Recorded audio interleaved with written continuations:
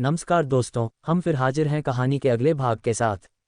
Dear sir और मैं please आपसे हाथ जोड़कर निवेदन है कि जैसे ही वीडियो शुरू हो वीडियो को लाइक कर दिया करें और वीडियो के अंत में कमेंट जरूर किया करें, क्योंकि इतना वीडियो बनाने में पूरा दिन निकल जाता है और अगर आप लोग मुझे सपोर्ट करते रहेंगे तो हम और भी अच्छे से काम कर पाएंगे। इसलिए जितने भी लोग कहानी को सुने फिर से निवेदन कर रहे हैं कि वीडियो को जरूर लाइक करें। और हाँ, जल्दी अपडेट पाने के लिए और हमसे जुड़े रहने के लिए डिस्क्रिप्शन में दिए गए टेलीग्राम लिंक पर क्लिक करें। अब आगे, अध्याय 75, एक शानदार शो। एक यशुन को बादल तोड़ने वालों के पास भेजने के बाद महापुरुष ने शोरगुल सुना और दौड़कर वहां पहुंचे। आंगन में पहुंचकर जहां सभी मेहमान चारों ओर जमा थे, उन्होंने भौहें सिकुड़ी और आगे बढ़ गए।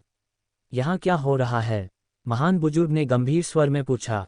जैसे ही ये किंगतांग ने महान बुजुर्ग के आगमन को देखा, उसकी आंखें खुशी से चमक उठीं। लेकिन इससे पहले कि वह कुछ बोल पाती, डुआन त्यानराव ने अपने सेवकों की मदद से बीच में ही स्थिति की जानकारी देते हुए कहा, महान बुजुर्ग, कुछ घुसपैठिए तांग तांग की हत्या करने की कोशिश कर रहे हैं। क्या? महान बुजुर्ग एक पल के लिए लड़खड़ा गए। कोई और उसे मरवाना चाहता था। ये सुनकर महापुरुष मन ही मन हंस पड़े। इस घटना को देखते हुए ऐसा लग रहा था कि ये किंगतांग ने फिर से किसी खतरनाक व्यक्ति का गुस्सा भड़का दिया था। लेकिन दुर्भाग्य से उसकी हत्या नाकाम रही, वरना इससे उन्हें बहुत सी मुसीबतों से बचाया जा सकता था। हालांकि ये विचार उसके मन में आए, फिर भी उसका चेहरा भावशून्य रहा और उसने गरिमापूर्ण ढंग से अपनी चिंता व्यक्त की। सोचिए, अभी भी ऐसे लोग हैं जो ऐसा अत्याचार कर सकते हैं। क्या उन घुसपैठियों को पकड़ा गया है? दूसरे बुजुर्ग ने उन्हें रोकने में कामयाबी हासिल कर ली है। मुझे लगता है ये बस समय की बात है, डुआन त्यानराव ने आगे कहा। महान बुजुर्ग ने हल्का सा सिर हिलाया और फिर आगे बढ़कर चार काले वस्त्रधारी घुसपैठियों तथा दूसरे बुजुर्ग तथा घर के गार्डों के बीच चल रही लड़ाई का निरीक्षण किया। क्या ये सभी हैं? महान बुजुर्ग ने पूछा। हाँ, डुआन त्यानराव, जो ये किंगतांग के सामने अपनी उपस्थिति बनाए रखने के लिए बेताब था, ने जल्दी से कहा। तांग तांग और मैं टहल रहे थे कि तभी वे लोग अचानक प्रकट हुए और उसकी जान लेने का दावा करने लगे। अगर मैंने समय रहते उन्हें नहीं रोका होता तो मुझे डर है कि वे कामयाब हो जाते। ये किंगतांग चुप रही, जबकि डुआन त्यानराव अपनी उपलब्धि का बखान करता रहा। उसने अपने होठों के कोने पर एक हल्की सी झुर्री दी और उसकी बातों को नकारने के बजाय आशंकित भाव से उसे ढक लिया। श्री डुआन सही कह रहे हैं। वे घुसपैठिए मेरे पीछे पड़े थे। अगर उन्होंने मेरी रक्षा न की होती तो मैं मर चुकी होती। महान बुजुर्ग ने भौहें सिकोड़ लीं। वह तो चाहते थे कि वह मर जाए, लेकिन ये परिवार के महान बुजुर्ग होने के नाते और मेहमानों की मौजूदगी में उन्हें इस बात पर गुस्सा दिखाना पड़ा। मूर्खों, मैं तुम सबको ये परिवार से दुश्मनी करने का पछतावा करा दूंगा। इतना कहकर महान बुजुर्ग घुसपैठियों को खदेड़ने के लिए तैयार होकर लड़ाई में शामिल हो गए। तथापि वे घुसपैठिए, जो अभी भी युद्ध में उलझे हुए थे, आपस में एक दूसरे को देख रहे थे, और जब उन्होंने महान बुजुर्ग को देखा तो उनकी आंखों में उत्साह की झलक दिखाई दी। इससे पहले कि महान बुजुर्ग कुछ कर पाते, उनमें से एक चिल्लाया, महान बुजुर्ग, आप क्या सोच रहे हैं कि आप क्या कर रहे हैं? महान बुजुर्ग ने बिना अधिक प्रयास किए घुसपैठियों को पकड़ने का इरादा किया था, लेकिन वह कभी यह उम्मीद नहीं कर सकते थे कि वे लड़ाई के बीच में उनका नाम लेंगे और इस प्रकार एक पल के लिए वे स्तब्ध रह गए। क्या आप हमें चुप कराने की कोशिश कर रहे हैं? घुसपैठियों में से एक, जो नेता लग रहा था, ने महान बुजुर्ग को घूर कर देखा।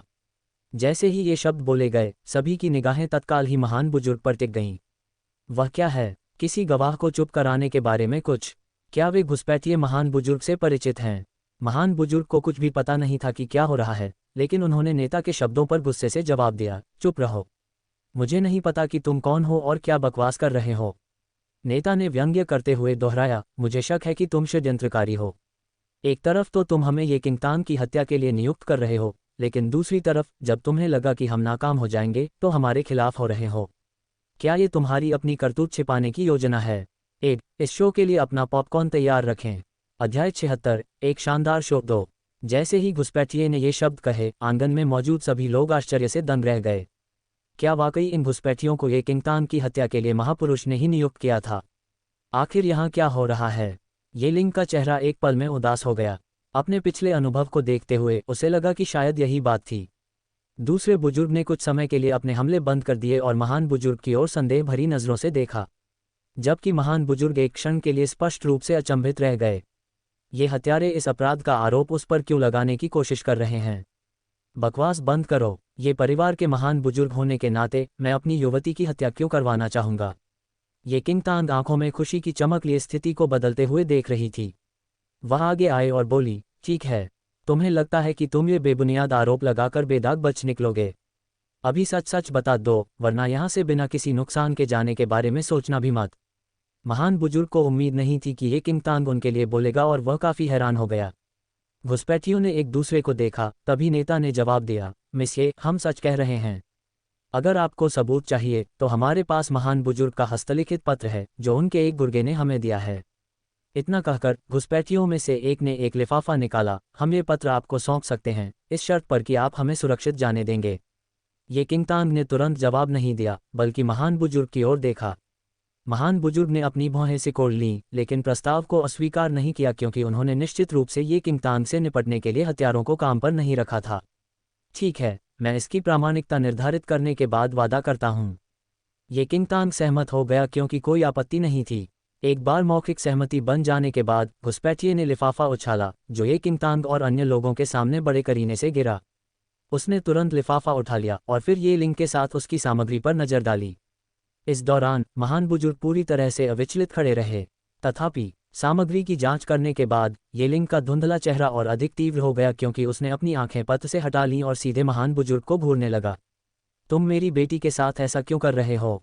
यहाँ तक कि महान बुजुर्ग जो शुरू में अविचलित थे, वे भी ये लिंक के विस्मयादिबोधक से एक पल के लिए लड़खड़ा गए। सर, क्षमा करें। ये लिंक ने लिखित पत्र को सबके सामने उजागर कर दिया, जिसमें ये किंगतांग की जान लेने पर 10,000 सोने का इनाम देने का संकेत दिया गया था। और उस सामग्री पर स्पष्ट रूप से महान बुजुर्ग के हस्ताक्षर वाली मुहर लगी हुई थी, जिस पर उनके आद्याक्षर अंकित थे। यह नकली होगा, महान बुजुर्ग ने भौहें सिकोड़ते हुए जवाब दिया। नकली? मैं आपकी लिखावट पहचान सकता हूं और आपके हस्ताक्षर वाली मुहर भी जाली नहीं है। ये लिंग ने ठंडे स्वर में उत्तर दिया। आसपास के मेहमानों ने पत्र पर लगी मुहर की जांच शुरू की और निष्कर्ष निकाला कि यह निश्चित रूप से महान बुजुर्ग के जन्मदिन के निमंत्रण पत्र पर लगी मुहर के समान ही था, जो उन्हें कुछ समय पहले ही प्राप्त हुआ था। सभी की निगाहें एक बार फिर महान बुजुर्ग पर टिकी थीं, इस बार आश्चर्य और अविश्वास के भाव से। किसी व्यक्ति की लिखावट की जालसाजी करना संभव हो सकता है, लेकिन हस्ताक्षर मुहर के मामले में तो बिल्कुल नहीं, जो एक विशिष्ट निजी संपत्ति होती है। ऐसा तभी हो सकता था जब वह व्यक्ति की नाक के नीचे से चुराई गई हो, जो कि महान बुजुर्ग के पराक्रम को देखते हुए बेहद असंभव था। महान बुजुर्ग का चेहरा उदास हो गया जब उन्होंने व्यक्तिगत रूप से पत्र पर लिखी लिखावट और मुहर की जांच की, जो पहली नज़र में उनके अपने ही जैसा लग रहा था। अध्याय 77, एक शानदार शो 3। तथापि गौर से देखने पर महापुरुष दंग रह गए। वह पत्र वाकई उन्होंने ही लिखा था और यह बिल्कुल वही निकला जिसे उन्होंने पहले ये लिंग की हत्या के लिए किनलुओ के मंडप में भेजने का आदेश दिया था। लेकिन अब ये किंगतांग को ही निशाना क्यों बनाया गया? महान बुजुर्ग को अचानक एहसास हुआ। अगले ही पल उनकी नज़रें ये किंगतांग पर गिरी। उस रात जिन हथियारों को उसने काम पर रखा था, वे अपने मिशन के बीच में ही उसके खिलाफ हो गए। तब से कुछ गड़बड़ सी महसूस हो रही थी और अब जब मैंने इन घुसपैठियों को गौर से देखा तो पता चला कि उनकी कदकाठी उन हथियारों जैसी ही थी। क्या ऐसा हो सकता है कि उन हथियारों को ये किंगतांग ने खरीद लिया था और जो कुछ भी तब और अब हुआ वह सब उसी द्वारा रचा गया था? लेकिन ये सब समझने के बाद भी महान बुजुर्ग के पास खुद के लिए बोलने का कोई रास्ता नहीं था, क्योंकि पत्र का स्रोत और इसकी मूल सामग्री सब कुछ अकथनीय था। चाहे लक्ष्य ये लिंग हो या ये किंगतांग, किसी भी हत्या के प्रयास को जघन्य अपराध माना जाएगा जिसके लिए मृत्युदंड दिया जाएगा। महान बुजुर्ग ने घराने के उत्तराधिकारी की हत्या का प्रयास किया था। पहरेदारों, उसे अभी पकड़ लो, ये लिंग ने अगले ही पल आदेश दिया। आदेश मिलते ही दूसरे बुजुर्ग ने तुरंत अपनी मुठ्ठियां महान बुजुर्ग की ओर तान दीं। महान बुजुर्ग ने कभी नहीं सोचा था कि चीज़ें इस तरह खत्म होंगी। उनके पास दूसरे बुजुर्ग के हमलों से खुद को बचाने के अलावा कोई चारा नहीं था। इस पल के बाद स्थिति नियंत्रण से बाहर हो गई। आमंत्रित मेहमानों ने कभी सोचा भी नहीं था कि घर की युवती पर हत्या का प्रयास होगा और ये देखकर कितना डर लगेगा कि बड़े बुजुर्ग को मास्टरमाइंड बता दिया जाएगा। महान बुजुर्ग के हालिया कार्यों के आधार पर हर कोई यह मानने से खुद को नहीं रोक पाया कि ये परिवार का नेतृत्व करने की उनकी महत्वाकांक्षा ही उत्प्रेरक थी। ये लिंग की बिगड़ती सेहत और ये किंगतांग के परिवार के एकमात्र उत्तराधिकारी होने को देखते हुए महान बुजुर्ग शायद अपने लक्ष्य को प्राप्त करने के लिए बहुत उत्सुक हो गए थे। डुआन त्यानराव ने भी अन्य लोगों की तरह ही अपनी भावनाएं व्यक्त की, लेकिन वह कभी विश्वास नहीं कर सका कि महान बुजुर्ग वास्तव में हत्या कर देगा और वह केवल आगामी अराजकता को देखकर आश्चर्यचकित रह गया। दूसरे बड़े की तुलना में महान वृद्ध ताकत के मामले में हमेशा थोड़ा कमतर रहा था। पिछले दिनों वह दूसरे वृद्ध पर अपनी संख्याबल के कारण ही बढ़त हासिल कर पाया था। अब आमने सामने की लड़ाई में दोनों बराबरी पर लड़ पाए। महान बुजुर्ग ये किंगतांग के जाल में फंसने की अपनी अक्षमता पर बहुत क्रोधित थे। भले ही दूसरा बुजुर्ग अभी भी अपनी पिछली चोट से उबर रहा हो, लेकिन अपने श्रेष्ठ पराक्रम के कारण ये केवल समय की बात थी कि दूसरा बुजुर्ग उन्हें हरा देगा। मुठ्ठियां भींचते हुए महापुरुष ने भीड़ में चुपचाप ये किंगतांग की ओर ध्यान दिया। जब वह अपने प्रतिद्वंद्वी से कुछ दूरी बनाने में कामयाब हो गया तो वह अचानक भीड़ की ओर दौड़ा और ये किंगतांग को बंधक बनाने की कोशिश की। उसकी अचानक चाल अप्रत्याशित रूप से तेज थी, मानो नीले आसमान से बिजली कौंध गई हो। यहाँ तक कि ये किंगतांग के पास पहरा दे रहे ये लिंग को भी प्रतिक्रिया देने का समय नहीं मिला। ये किंगतांग ने महान बुजुर्ग की उपस्थिति को भांप लिया था और समय रहते उसकी पकड़ से बच निकलने में कामयाब रही, लेकिन उसी क्षण उसकी पकड़ से उसके कोट का एक टुकड़ा फट गया। फटे हुए कोट के भीतर से बिजली ड्रेक का अंडा गिरा, जिसे ये किंगतांग ने उसकी खोज के बाद से ही अपने सीने से लगा रखा था, और एक धमाके के साथ अंडा निर्दयतापूर्वक फर्श पर गिर गया। ये किंगतांग ने अपनी भौहें सिकोड़ ली जब उसने देखा कि अंडे का दुर्भाग्य व्यर्थ हो गया। इससे पहले कि वह उसके खोने का शोक मना पाती, महान बुजुर्ग उसके पीछे आ गए थे। लेकिन सारे शोरगुल के बीच गिरा हुआ अंडा अचानक अपने आप चटक गया। इस बीच उसके खोल में और दरारें उभर आईं और वह टुकड़ों में बिखरने लगा। इससे पहले कि भीड़ इस अजीबोगरीब दृश्य पर कुछ प्रतिक्रिया दे पाती, उसके अवशेषों से एक छोटी सी परछाई निकली और सीधे उस महान बुजुर्ग की ओर बढ़ी। अध्याय 78। एक छोटा ड्रैगनॉइड। एक छाया की गति किसी व्यक्ति की प्रतिक्रिया समय से कहीं अधिक थी। महान बुजुर्ग ये किंगतांग को पकड़ने ही वाले थे कि तभी साया सीधे उन पर टूट पड़ा। आमने सामने की टक्कर के जबरदस्त बल ने महान बुजुर्ग के कानों में एक जोरदार गड़गड़ाहट पैदा कर दी और वे सिर के बल उड़ गए। हालांकि ये यहीं नहीं रुका। इससे पहले कि महान बुजुर्ग जमीन पर गिर पाते, साया हवा में ही उन्हें पकड़ चुका था और उन पर ताबड़तोड़ वार कर रहा था। आतिशबाजी की धूम की तरह उसकी बिजली की गति चकाचौंध कर देने वाली थी। हर कोई उनके सामने के तमाशे को देखकर हैरान था, यहाँ तक कि ये लिंग और दूसरे बुजुर्ग जो ये किंगतांग की सहायता के लिए दौड़े थे, वे भी वहीं स्तब्ध रह गए। ये किंगतांग भी दंग रह गई। उसने अंडे से निकली परछाई को महान बुजुर्ग पर टूटते देखा। वह क्या है? ये किंगतांग काफी परेशान थी क्योंकि उसने अपना ध्यान गिरे हुए अंडे की ओर मोड़ दिया, जो अब टूटे हुए खाली अंडे के टुकड़े थे। ये खाली है, मुझे मत बताओ। ये किंगतांग ने अपना ध्यान छाया पर केंद्रित किया, जिससे उसकी गति धीमी हो गई और तब वह अंततः ये समझ सकी कि छाया क्या थी। यह, या वास्तव में वह, एक बच्चा है। बच्चा ज्यादा से ज्यादा 2 या 3 साल का लग रहा था, गुलाबी रंग का। हालांकि उसके सिर और नितंबों से गहरे नीले रंग के सींग निकले हुए थे। सरीसृपों के शल्कों से ढकी एक पूंछ उगी हुई थी, जो बच्चे की हरकतों के साथ हिल रही थी। क्या बकवास है ये किंगतांग हक्की बक्की रह गई। अंडे से निकला बच्चा एक लाइटनिंग ड्रेक माना जा रहा था, लेकिन उसकी जगह जो छोटा ड्रैगनॉइड निकला, उसने उसे पूरी तरह से अचंभित कर दिया। यहाँ तक कि अतीत में भी उसने कभी किसी नर बत्तख के बारे में नहीं सुना था जो मानव रूप में परिवर्तित हो सकता है। गोल मटोल सा वह नन्हा सा जीव पहली नज़र में ही बहुत प्यारा लग रहा था। उसका छोटा गोल चेहरा और गुलाबी गाल मानो किसी मांस के बन की तरह भरे हुए लग रहे थे। हालांकि उसकी गहरी हरी आंखें खतरनाक ढंग से सिकुड़ी हुई थीं, जबकि उसकी प्यारी मुठ्ठियां उस महान बुजुर्ग की हड्डियों में दरारें डाल रही थीं। अपने पुनर्जन्म के बाद पहली बार ये किंगतांग को आश्चर्य होने लगा कि क्या उसने अपने अतीत में कुछ महत्वपूर्ण जानकारी को अनदेखा कर दिया था। जब वह अभी भी इसके स्वरूप पर विचार कर रही थी, तब महान बुजुर्ग को लगभग पीट पीट कर मार डाला गया। वह छोटा सा जीव, जिसकी ऊंचाई उस बड़े बुजुर्ग की जांघों तक भी नहीं पहुंचती थी, बेहद क्रूर था।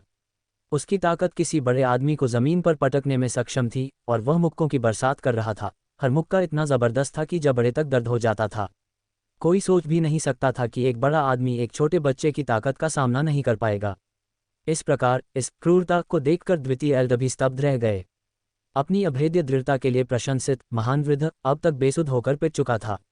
उसने कई बार छूटने के लिए संघर्ष किया, लेकिन जैसे ही उसने अपना सिर उठाया, उसके मुक्कों से वह जमीन पर गिर पड़ा और उसकी धमकियां किसी वाद्य यंत्र की तरह गूंज रही थीं।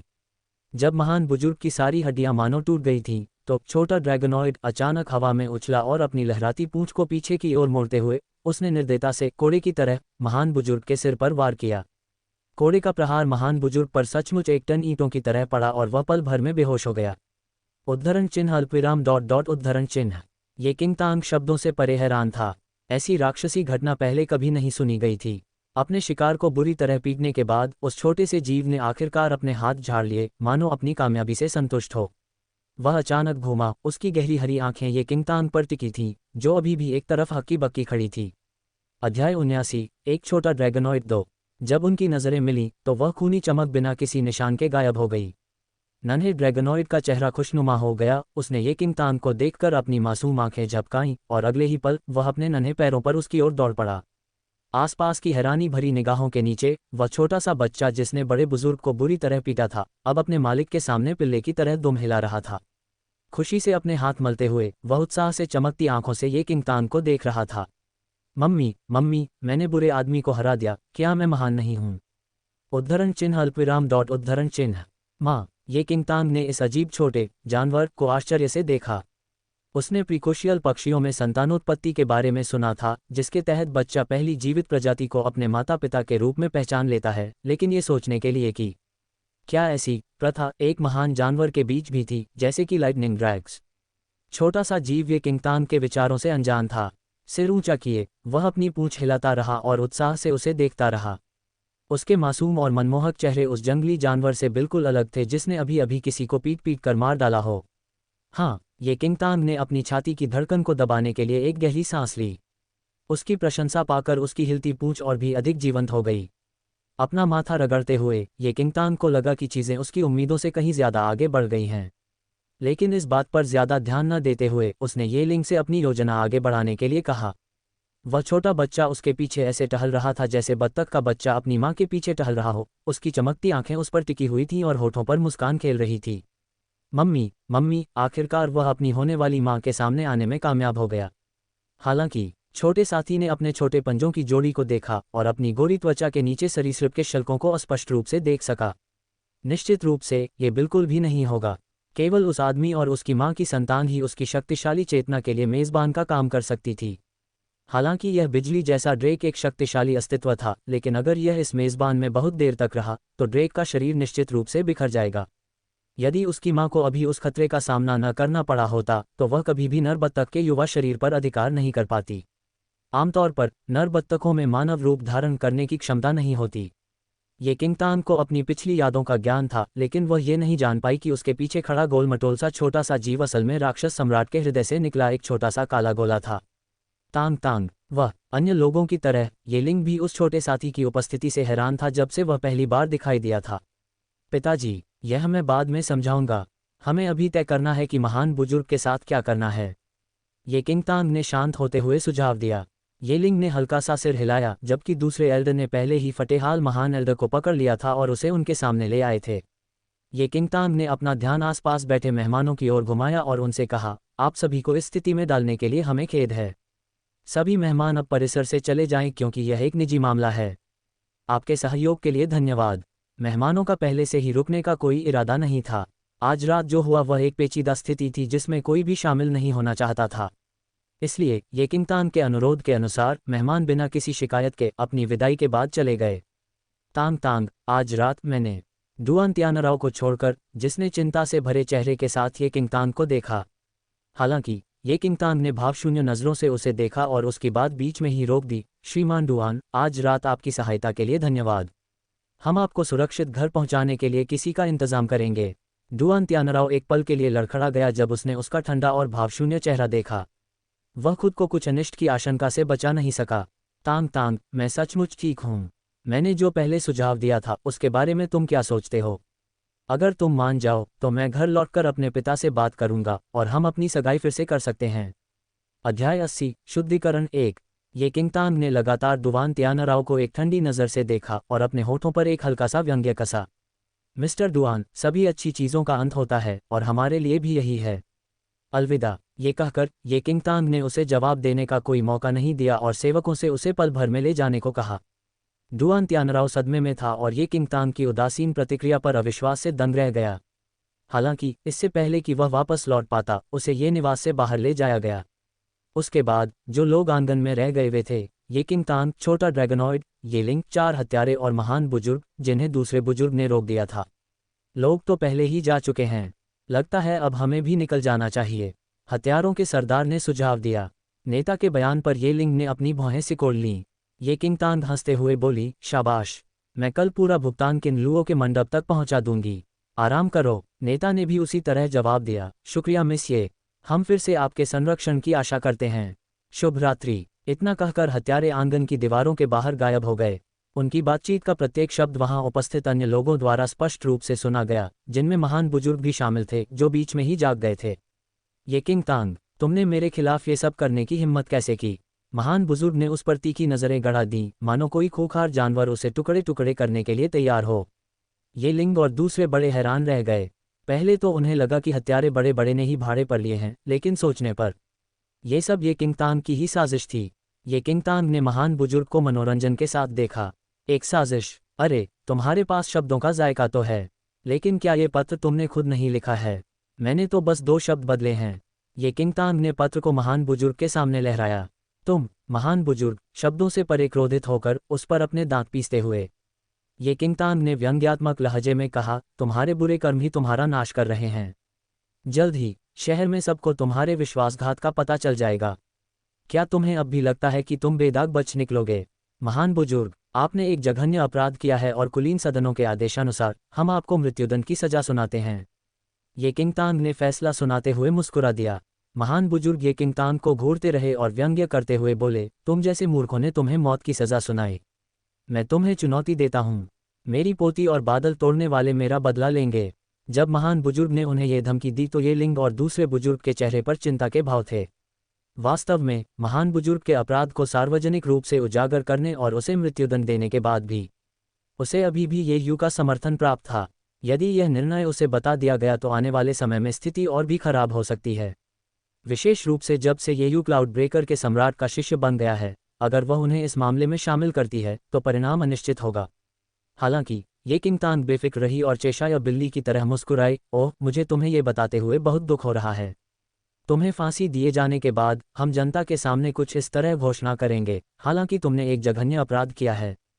तुम्हारे पिछले योगदानों के बदले हम दयालु लोगों ने तुम्हारे महापुरुष के पद को रद्द करने और तुम्हें कुछ समय के लिए कैद करने का फैसला किया है। हम ये सुनिश्चित करेंगे कि किसी को भी पता न चले कि तुम्हें फांसी दे दी गई है, तुम्हारी पोती को भी नहीं। वह बहुत दूर क्लाउड ब्रेकर्स में है। तुम्हें क्या लगता है उसे अपना प्रशिक्षण पूरा करने और यहाँ वापस आकर यह पता लगाने में कितने साल लगेंगे कि तुम मर चुके हो? ईडी, ओह, क्या अंततः यही हो सकता है? अध्याय 81, शुद्धिकरण 2। ये किंगतांग ने आज रात के शो को आयोजित करने में बहुत मेहनत की थी। इसमें सभी ढीले सिरों को बांधना भी शामिल था। इसके अलावा अतीत में ये यूके क्लाउड ब्रेकर्स के पास जाने के बाद कुछ वर्षों तक वह ये परिवार में कभी नहीं लौटी थी। इसलिए उसके लिए इतने कम समय में महान बुजुर्ग की मृत्यु के बारे में पता लगाना बहुत ही असंभव था। और ये कुछ वर्ष ये किंगतांग को अपनी शक्ति को मजबूत करने के लिए पर्याप्त समय प्रदान करेंगे। क्या इस बार महान बुजुर्ग ये किंगतांग को घूरते हुए हक्के बक्के रह गए? उन्होंने कभी सपने में भी नहीं सोचा था कि उस जैसी नासमझ लड़की के हाथों उन्हें हार का सामना करना पड़ेगा। महान वृद्ध, तुम्हारे अपराधों ने तुम्हें फांसी के फंदे में डाल दिया है। परलोक में पश्चाताप करो। मैं तुम्हें विदा करती हूँ। ये किंगतांग अब उसे और सजा देने की जहमत नहीं उठा सकी। उसने अपनी कमर से तलवार निकाली और अगले ही पल महान वृद्ध का गला काट दिया। मृत्यु के कगार पर भी महान वृद्ध के चेहरे पर अविश्वास का भाव था। उसकी योजनाएं और महत्वाकांक्षाएं उसके गले में चीरे से निकले खून की तरह बह गईं। जब तक उसने अपनी आखिरी सांस नहीं ली तब तक दूसरे वृद्ध ने आखिरकार अपने बेजान शरीर को जमीन पर नहीं फेंका। अपने शत्रु की अपने हाथों से मृत्यु देखने के बाद भी ये किंगतांग को कुछ भी महसूस नहीं हुआ। इस जीवन में उसने अपने प्रियजनों की रक्षा करने की शपथ ली थी और अतीत में घटी किसी भी त्रासदी को दोबारा नहीं होने देगी। हालांकि महान बुजुर्ग को फांसी दे दी गई थी, लेकिन उनकी मृत्यु को गुप्त रखना जरूरी था।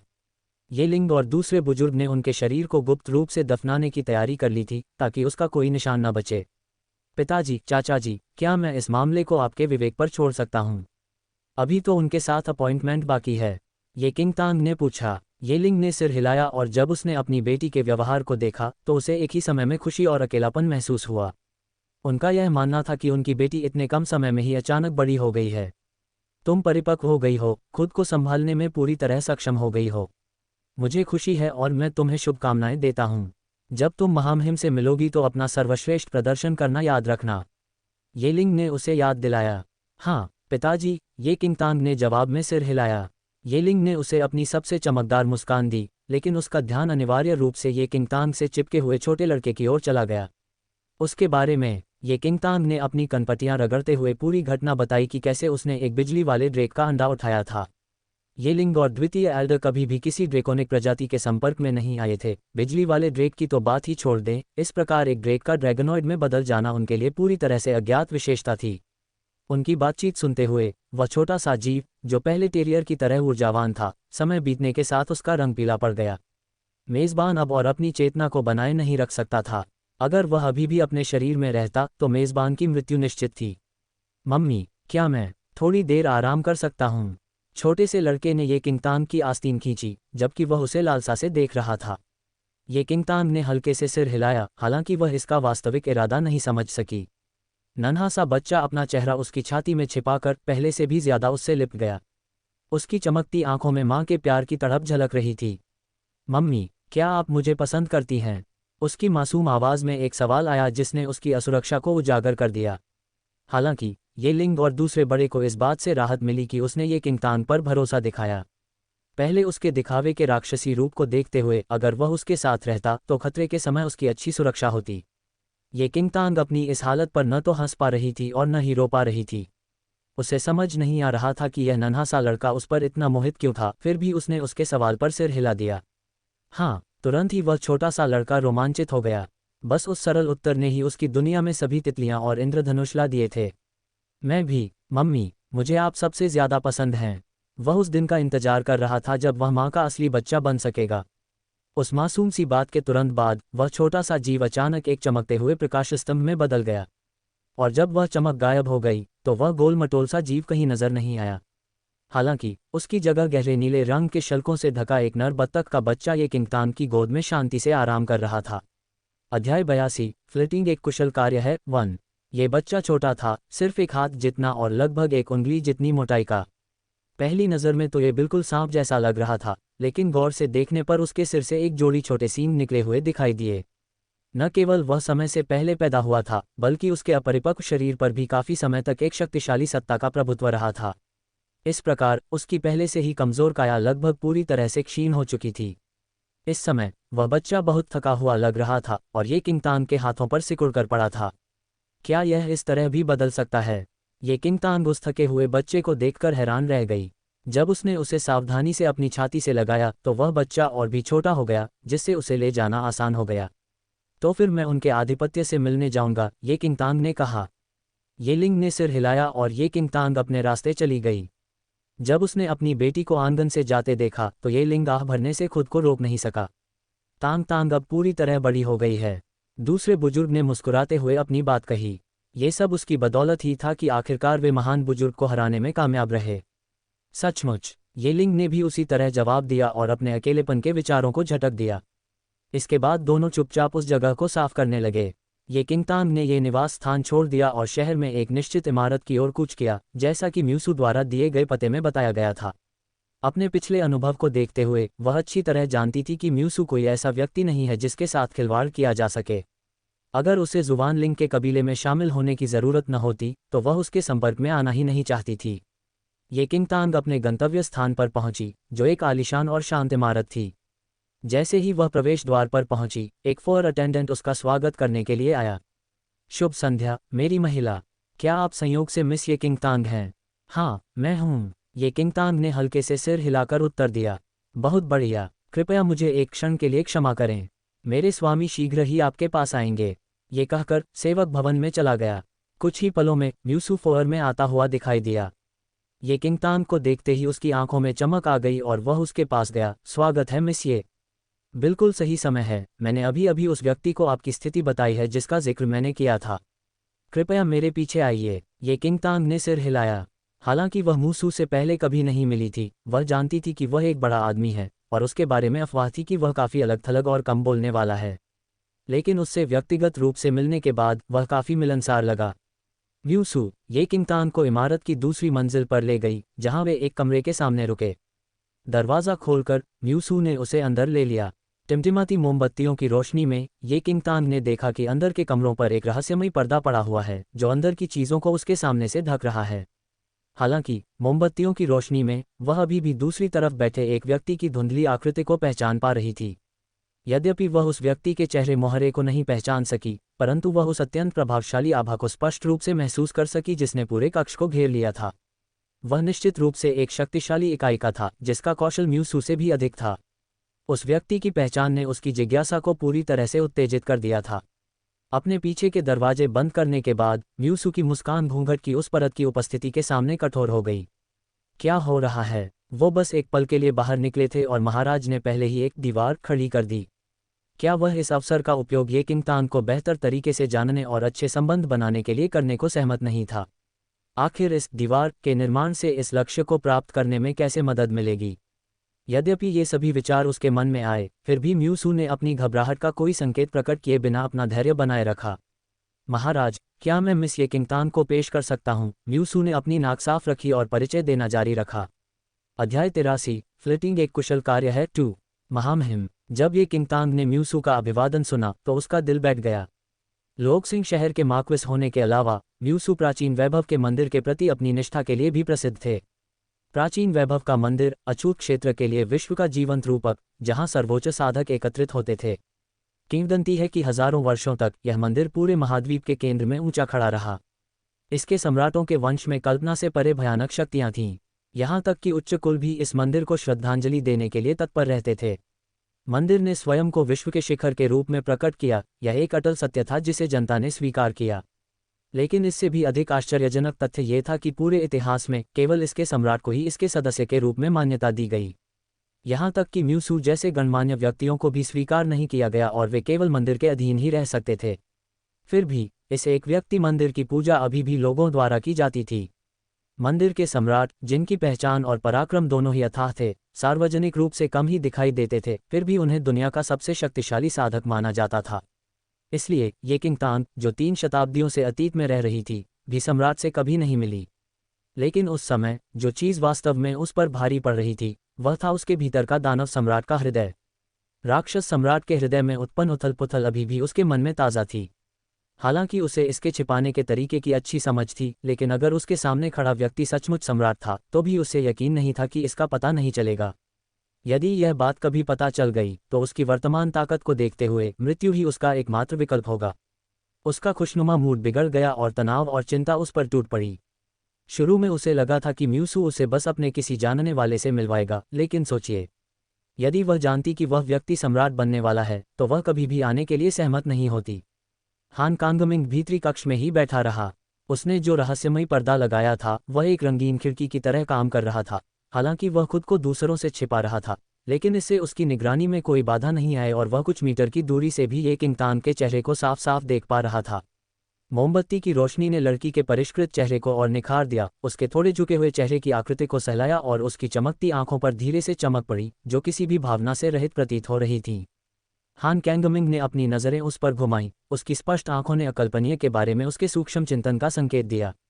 म्यूसू, जो अपना अभिवादन देने के बाद पास खड़े थे, उन्होंने ये किंगतान की अचानक चिंता को नहीं देखा और धैर्यपूर्वक महामहिम से उनका परिचय कराने की प्रतीक्षा की। हालांकि कुछ क्षण बीत गए और उसकी ओर से एक शब्द भी सुनाई नहीं दिया। म्यूसू वहीं पर अचंभित हो गया। क्या चल रहा है? उन्होंने ये किंगतान को इस बैठक में लाने के लिए बहुत कष्ट उठाया था, फिर महामहिम ने ऐसा व्यवहार क्यों किया जैसे कि वे पूरी तरह से सुस्त हो गए हों? कुछ तो बोलो। म्यूसू तपती टिन की छत पर बैठी बिल्ली की तरह था, जो महामहिम तक पहुंचने और उन्हें इस मुलाकात का मकसद याद दिलाने के लिए बेताब था। लेकिन किसी भी लड़की के सामने बेशर्मी से ऐसा कहना उसे जरूर नापसंद हो जाता, इसलिए उसके पास खुद पर लगाम लगाने के अलावा कोई चारा नहीं था। इसके बाद उसने अपना ध्यान ये किंगतान की ओर लगाया और उसकी बेचैनी को देखा, जो अंततः उसकी अपनी बेचैनी में भी शामिल हो गई। महाराज, इस तरह तो आप उसे बुरी तरह डरा देंगे। क्या आप देख नहीं सकते कि बेचारी का चेहरा पीला पड़ गया है? यद्यपि म्यूसू को यह पता चल गया था कि उसकी चुप्पी उसके लिए परेशानी का कारण थी, तथापि वह कभी यह अनुमान नहीं लगा सका कि इसका मुख्य कारण ये किंगतान का डर था कि उसकी लंबी चुप्पी से यह संकेत मिलता है कि महाराज को उसका रहस्य पता चल गया होगा। म्यूसू स्थिति को और अधिक विकट होते नहीं देख सकता था। बातचीत जारी रखने के लिए उसके पास वही दोहराने के अलावा कोई विकल्प नहीं था जो उसने पहले कहा था। महाराज, मिस ये की आत्मा की जड़ असाधारण है, जो अपनी मूल जड़ को नष्ट करने के बाद फिर से उभर आई है। मैं इसके कारण और प्रभाव को समझने में असमर्थ हूँ, और उसे गलत सलाह पर ध्यान न देने के लिए मैं उसे इस मामले में आपकी विशेषज्ञता के लिए आपके समक्ष लाया हूँ। अध्याय 84, फ्लिटिंग एक कुशल कार्य है 3। महामहिम, आपका विनम्र जागीरदार केवल इतना ही कर सकता है। भीतरी कक्षों से अभी भी कोई आवाज नहीं आ रही थी। ये किंगतान प्रस्ताव को अस्वीकार करके भागने ही वाली थी, लेकिन उसके कुछ कहने से पहले ही एक गहरी गूंजती आवाज ने सन्नाटा तोड़ दिया। विख्यात उद्धरण चिन्ह ... उद्धरण चिन्ह। म्यूसू को रोने का मन हुआ। हालांकि मौन स्वर्णिम है, पर अभी उसका समय नहीं है। ये किंगतान का मूड भी खराब हो गया था। मिस्ये, क्या मैं आपको अपनी जड़ बताने का सुझाव दे सकता हूँ? म्यूसू ने बातचीत जारी रखने की पूरी कोशिश की। ये किंगतान को एहसास हुआ कि उसने भागने का मौका खो दिया है और वह केवल अपने होंठ काट सकती है और खेल सकती है। उसकी खुली हथेली पर मंडराते हुए प्रभामंडल एकत्रित हो गए और बीच में उसकी आत्मा की जड़ की प्रतिकृति उभर आई। महाराज, यह मिस ये की नई आत्मा की जड़ है। क्या इसमें कोई खासियत है? म्यूसू ने फिर से जवाब मांगा। हान कैंगमिंग ने ये किंगतान की आत्मा की जड़ को देखते हुए अपनी भौहें सिकोड़ लीं। उससे बेहतर कोई नहीं जानता था कि राक्षस सम्राट के हृदय की राक्षसी आत्मा ही वह थी जिसने उसकी नई आत्मा की जड़ के विकास में सहायता की थी। हान कैंगमिंग ने एक क्षण की चुप्पी के बाद उत्तर दिया, इसकी गुणवत्ता को पोषित किया जा सकता है। राक्षस सम्राट के हृदय द्वारा पोषित आध्यात्मिक जड़ प्राकृतिक जड़ से मौलिक रूप से भिन्न थी। उस राक्षसी आत्मा को आध्यात्मिक जड़ की प्रकृति की स्पष्ट समझ नहीं थी, इसलिए हालांकि उसने एक नई जड़ विकसित कर ली थी, लेकिन उसका संवर्धन नहीं हुआ था। हालांकि जैसे जैसे व्यक्ति अपनी क्षमता बढ़ाता गया, इसकी गुणवत्ता में सुधार होता गया। यानी पर्याप्त साधना से ये लाल स्पिरिट जड़ नीले रंग में बदल सकती थी, ये किंगतान की मूल जड़ जैसी, या उससे भी आगे नील या बैंगनी रंग में। हान कैंगमिंग की कटौती से ये किंगतान को काफी झटका लगा। उसकी नई आत्मा जड़ की गुणवत्ता में सुधार हो सकता है। प्राकृतिक स्पिरिट रूट की गुणवत्ता एक निश्चित गुण थी, जो जन्म से ही निर्धारित होती थी। दुनिया के कुछ दुर्लभतम खजानों की मदद से भी, जो स्पिरिट रूट को फल देने के लिए पूजनीय हैं, गुणवत्ता में सुधार नगण्य ही माना जा सकता था। इसलिए एक ऐसी स्पिरिट रूट का होना जिसमें पूर्ण परिवर्तन की क्षमता हो, एक ऐसी घटना थी जिसके बारे में बिल्कुल नहीं सुना गया था। ये किंगतान को अपनी नई आत्मा की जड़ की उत्पत्ति के बारे में पता था और उसने यह मान लिया था कि इसकी विशेषताओं में कुछ अंतर होंगे, लेकिन उसने कभी भी इस तरह के आश्चर्यजनक अंतर की उम्मीद नहीं की थी। क्या कोई अन्य दिलचस्प क्षेत्र हैं? ये किंगतान इस नई खोज से इतनी मोहित हो गई कि उसने अपनी सारी सतर्कता हटा दी। चूंकि यदि उसका रहस्य किसी भी तरह पता चल जाता तो वह कभी भी लड़ नहीं सकती थी या भाग नहीं सकती थी। हान कैंगमिंग ने धैर्यपूर्वक उत्तर दिया, नहीं। म्यूसू को किनारे तक धकेल दिया गया। लड़की का आपकी बातचीत में बने रहना तो चमत्कार ही है। महाराज, आपने उसे बीच में ही क्यों रोक दिया? कृपया कुछ रुचि दिखाएं। महाराज, मिस्ये को अपनी नई आध्यात्मिक जड़ को बेहतर ढंग से पोषित करने के लिए आप क्या सुझाव देंगे? म्यूसू ने स्पष्ट रूप से उनकी बातचीत को जारी रखने के लिए अपना सर्वश्रेष्ठ दिया। ये किंगतान उसके उत्तर के लिए कान लगाए बैठी थी। ज़ेड गैनोडर्मा, उत्तम पन्ना और स्काई ड्यू, ये तीनों ही गुणकारी औषधियां कारगर साबित होंगी। हान कैंगमिंग ने गंभीर स्वर में कहा। हालांकि यह संक्षिप्त था, फिर भी उनके उत्तर में शब्दों की संख्या बढ़ गई थी। म्यूसू दंग रह गया। हान कैंगमिंग ने दुनिया के 3 सबसे दुर्लभ खजानों की सिफारिश की थी। उनके नामों के अलावा कोई भी आम आदमी जिंदगी में उन्हें भौतिक रूप से देखने की उम्मीद नहीं कर सकता था। महाराज, क्या मैं आपसे कुछ सामान्य बात सुझाने का अनुरोध कर सकता हूँ? मैं जानता हूँ कि महामहिम हमेशा अपना लक्ष्य ऊंचा रखते हैं, लेकिन क्या आप कृपया इस समय जमीन पर आ सकते हैं? हालांकि ये किंगतान की आंखें उत्सुकता से चमक उठीं। उसने बाकी 2 नामों के बारे में तो सुना भी नहीं था, लेकिन उसे स्काई ड्यू का स्रोत जरूर पता था। अतीत में वह जुबान लिंग के कबीले में रहते हुए इस विषय पर आई थी। अध्याय 85, फ्लिटिंग एक कुशल कार्य है। 4 आकाशोस, जिसे संसार का सार भी कहा जाता है, मानव जाति के ज्ञात सबसे दुर्लभ संसाधनों में से एक था। ये किंगतान का जुबान लिंग के कुल में शामिल होने का उद्देश्य भी इसे प्राप्त करना था। साधक इसे एक अमूल्य निधि मानते थे, क्योंकि यह माना जाता था कि इसके सेवन से व्यक्ति की जन्मजात शक्ति में वृद्धि होती है, भले ही उस व्यक्ति के पास केवल एक सामान्य आत्मा मूल ही क्यों न हो। ये किंगतान काफी प्रतिभाशाली थी, लेकिन जब उसने अपनी मूल आत्मा खो दी तो उसकी जन्मजात क्षमता बहुत कम हो गई। इसलिए वह जुबान लिंग के कबीले में शामिल होकर इस खजाने को पाने और अपनी कमजोरी को दूर करने के लिए बेताब थी। उसने कभी यह उम्मीद नहीं की होगी कि यह खजाना उसकी नई आत्मा की जड़ की गुणवत्ता में भी सुधार करेगा। इस बोनस के साथ ये किंगतान जुबान लिंग के कबीले में शामिल होने के लिए और भी अधिक दृढ़ हो गया। उसकी पिछली यादों के अनुसार क्लाउड ब्रेकर्स में शामिल होने के कुछ ही वर्षों के भीतर ये यू का कौशल कई गुना बढ़ गया। अपना बदला लेने के लिए ये किंगतान को बिना किसी बाधा के अपने कौशल को निखारना होगा, तभी वह ये यू के साथ बराबरी का मुकाबला कर सकेगी। महाराज, आपने जिन वृद्धियों का उल्लेख किया है, उनके बिना म्यूसू खुद को विस्तार से बताने से रोक नहीं सका। ये सुधार मुश्किल से ही पर्याप्त होगा। हान कैंगमिंग ने धैर्यपूर्वक कहा। म्यूसू अब तक रोने की कगार पर थी। दूसरी ओर ये किंगतान को यह आश्वासन मिलने के बाद खुशी महसूस हो रही थी कि वह सही दिशा में जा रही है। महाराज, आज की हर चीज के लिए धन्यवाद। ये किंगतान ने तहे दिल से धन्यवाद दिया। जब हान कैंगमिंग ने लड़की के गुलाबी गालों और प्रसन्नचित व्यवहार को देखा तो उसकी स्पष्ट आंखों में आकर्षण की झलक दिखाई दी। कोई चिंता नहीं, ये किंगतान ने मुस्कुराते हुए प्रणाम किया, थोड़ा निश्चिंत होकर, क्योंकि उसका रहस्य उजागर नहीं हुआ था और अपनी नई आत्मा की जड़ के बारे में ज्ञान प्राप्त करके उसे लगा कि यह यात्रा फलदायी रही। तथापि वह अपने आप को यह याद दिलाना नहीं भूली कि वह मंदिर से दोबारा कभी संबंध न रखे, अन्यथा वह राज से पर्दा उठाने का जोखिम उठा लेगी। तो फिर मैं विदा लेता हूँ। विदा महाराज। ये किंग तांग सम्राट के पराक्रम से सावधान थी और ज्यादा देर रुकने की हिम्मत नहीं जुटा पा रही थी। अगर उसका राज कभी पता चल गया तो वह कभी भी सकुशल घर वापस लौटने की उम्मीद नहीं कर सकती थी। व्यूसू उन्हें थोड़ा और समय देने को तैयार था और उसे उम्मीद नहीं थी कि ये किंग तांग इतनी जल्दी विदाई ले लेगी। उसने जल्दी से अपना ध्यान भीतरी कक्षों की ओर लगाया, लेकिन उसे ये देखकर हैरानी हुई कि हान कैंगमिंग ने उसे रखने का कोई इरादा नहीं जताया। मिसिए, मैं आपको बाहर तक छोड़ आऊंगा। व्यूसू अपनी बुद्धि के अंत में था और वह केवल अपनी हताशा को दबा सकता था, अपने धैर्य का दिखावा कर रहा था। धन्यवाद। व्यूसू ने उसे कक्ष से बाहर निकाला और जब तक वे पूरी तरह से इमारत से बाहर नहीं निकल गए तब तक हान कैंगमिंग अंततः आंतरिक कक्षों से बाहर नहीं आया। जब म्यूसू ने ये किंग तांग को फोर तक पहुंचाया तब तक वह केवल निराशा और घबराहट महसूस कर रहा था। मिसिए, जुवान लिंग के कबीले के लिए रेफर के मामले में मैं उसे जल्द से जल्द निपटा दूंगा। 1 महीने में उनका प्रवेश मूल्यांकन होगा, आपको बस उसमें शामिल होना है। म्यूसू ने बेसुध होकर कहा। महामहिम, हर चीज के लिए धन्यवाद।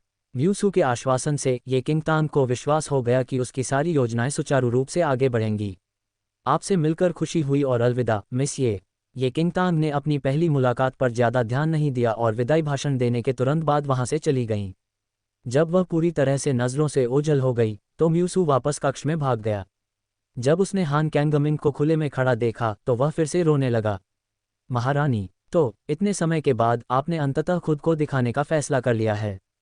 क्या वह चली गई है? हान कैंगमिंग ने अचानक पूछा। म्यूसू एक पल के लिए लड़खड़ाया और उसे एहसास हुआ कि वह ये किंग तांग के बारे में पूछ रहा था। अध्याय 86 जीवन के अनुभव 1। म्यूसू एक पल के लिए लड़खड़ाया और उसे एहसास हुआ कि वह ये किंग तांग के बारे में पूछ रहा था। महाराज, मिस ये तो घर जा चुकी हैं। क्या मैं पूछ सकता हूं कि आपने अभी उनसे ज्यादा बातचीत क्यों नहीं की? म्यूसू ने शांति से पूछा, हालांकि उनका मन चिल्ला रहा था। क्या आप अब भी उनसे बच्चा पैदा करना चाहते हैं? मैंने पहले ही कर लिया है, हान कैंगमिंग ने धैर्यपूर्वक उत्तर दिया। उद्धरण चिन्ह अल्पविराम डॉट उद्धरण चिन्ह। म्यूसू को ऐसा लगा जैसे वह अपना सिर दीवार से टकरा रहा हो। क्या आपने इसे पर्याप्त माना? म्यूसू फिर से आंसू बहाने के कगार पर थी। हान कैंगमिंग के सामान्य मानकों की तुलना में ये किंग तांग के साथ उनकी पहली बातचीत पहले से ही घटनापूर्ण थी। अगर पूछताछ करने वाला कोई और होता तो वह पूछे गए हर प्रश्न का उत्तर कभी नहीं देता। सम्राट से सीधे सलाह पाना अकल्पनीय माना जाता था। उनसे एक शब्द भी सुनना असंभव होगा, एक वाक्य तो दूर की बात है। इस प्रकार उसने उसके प्रति अपने व्यवहार को पर्याप्त मित्रतापूर्ण माना।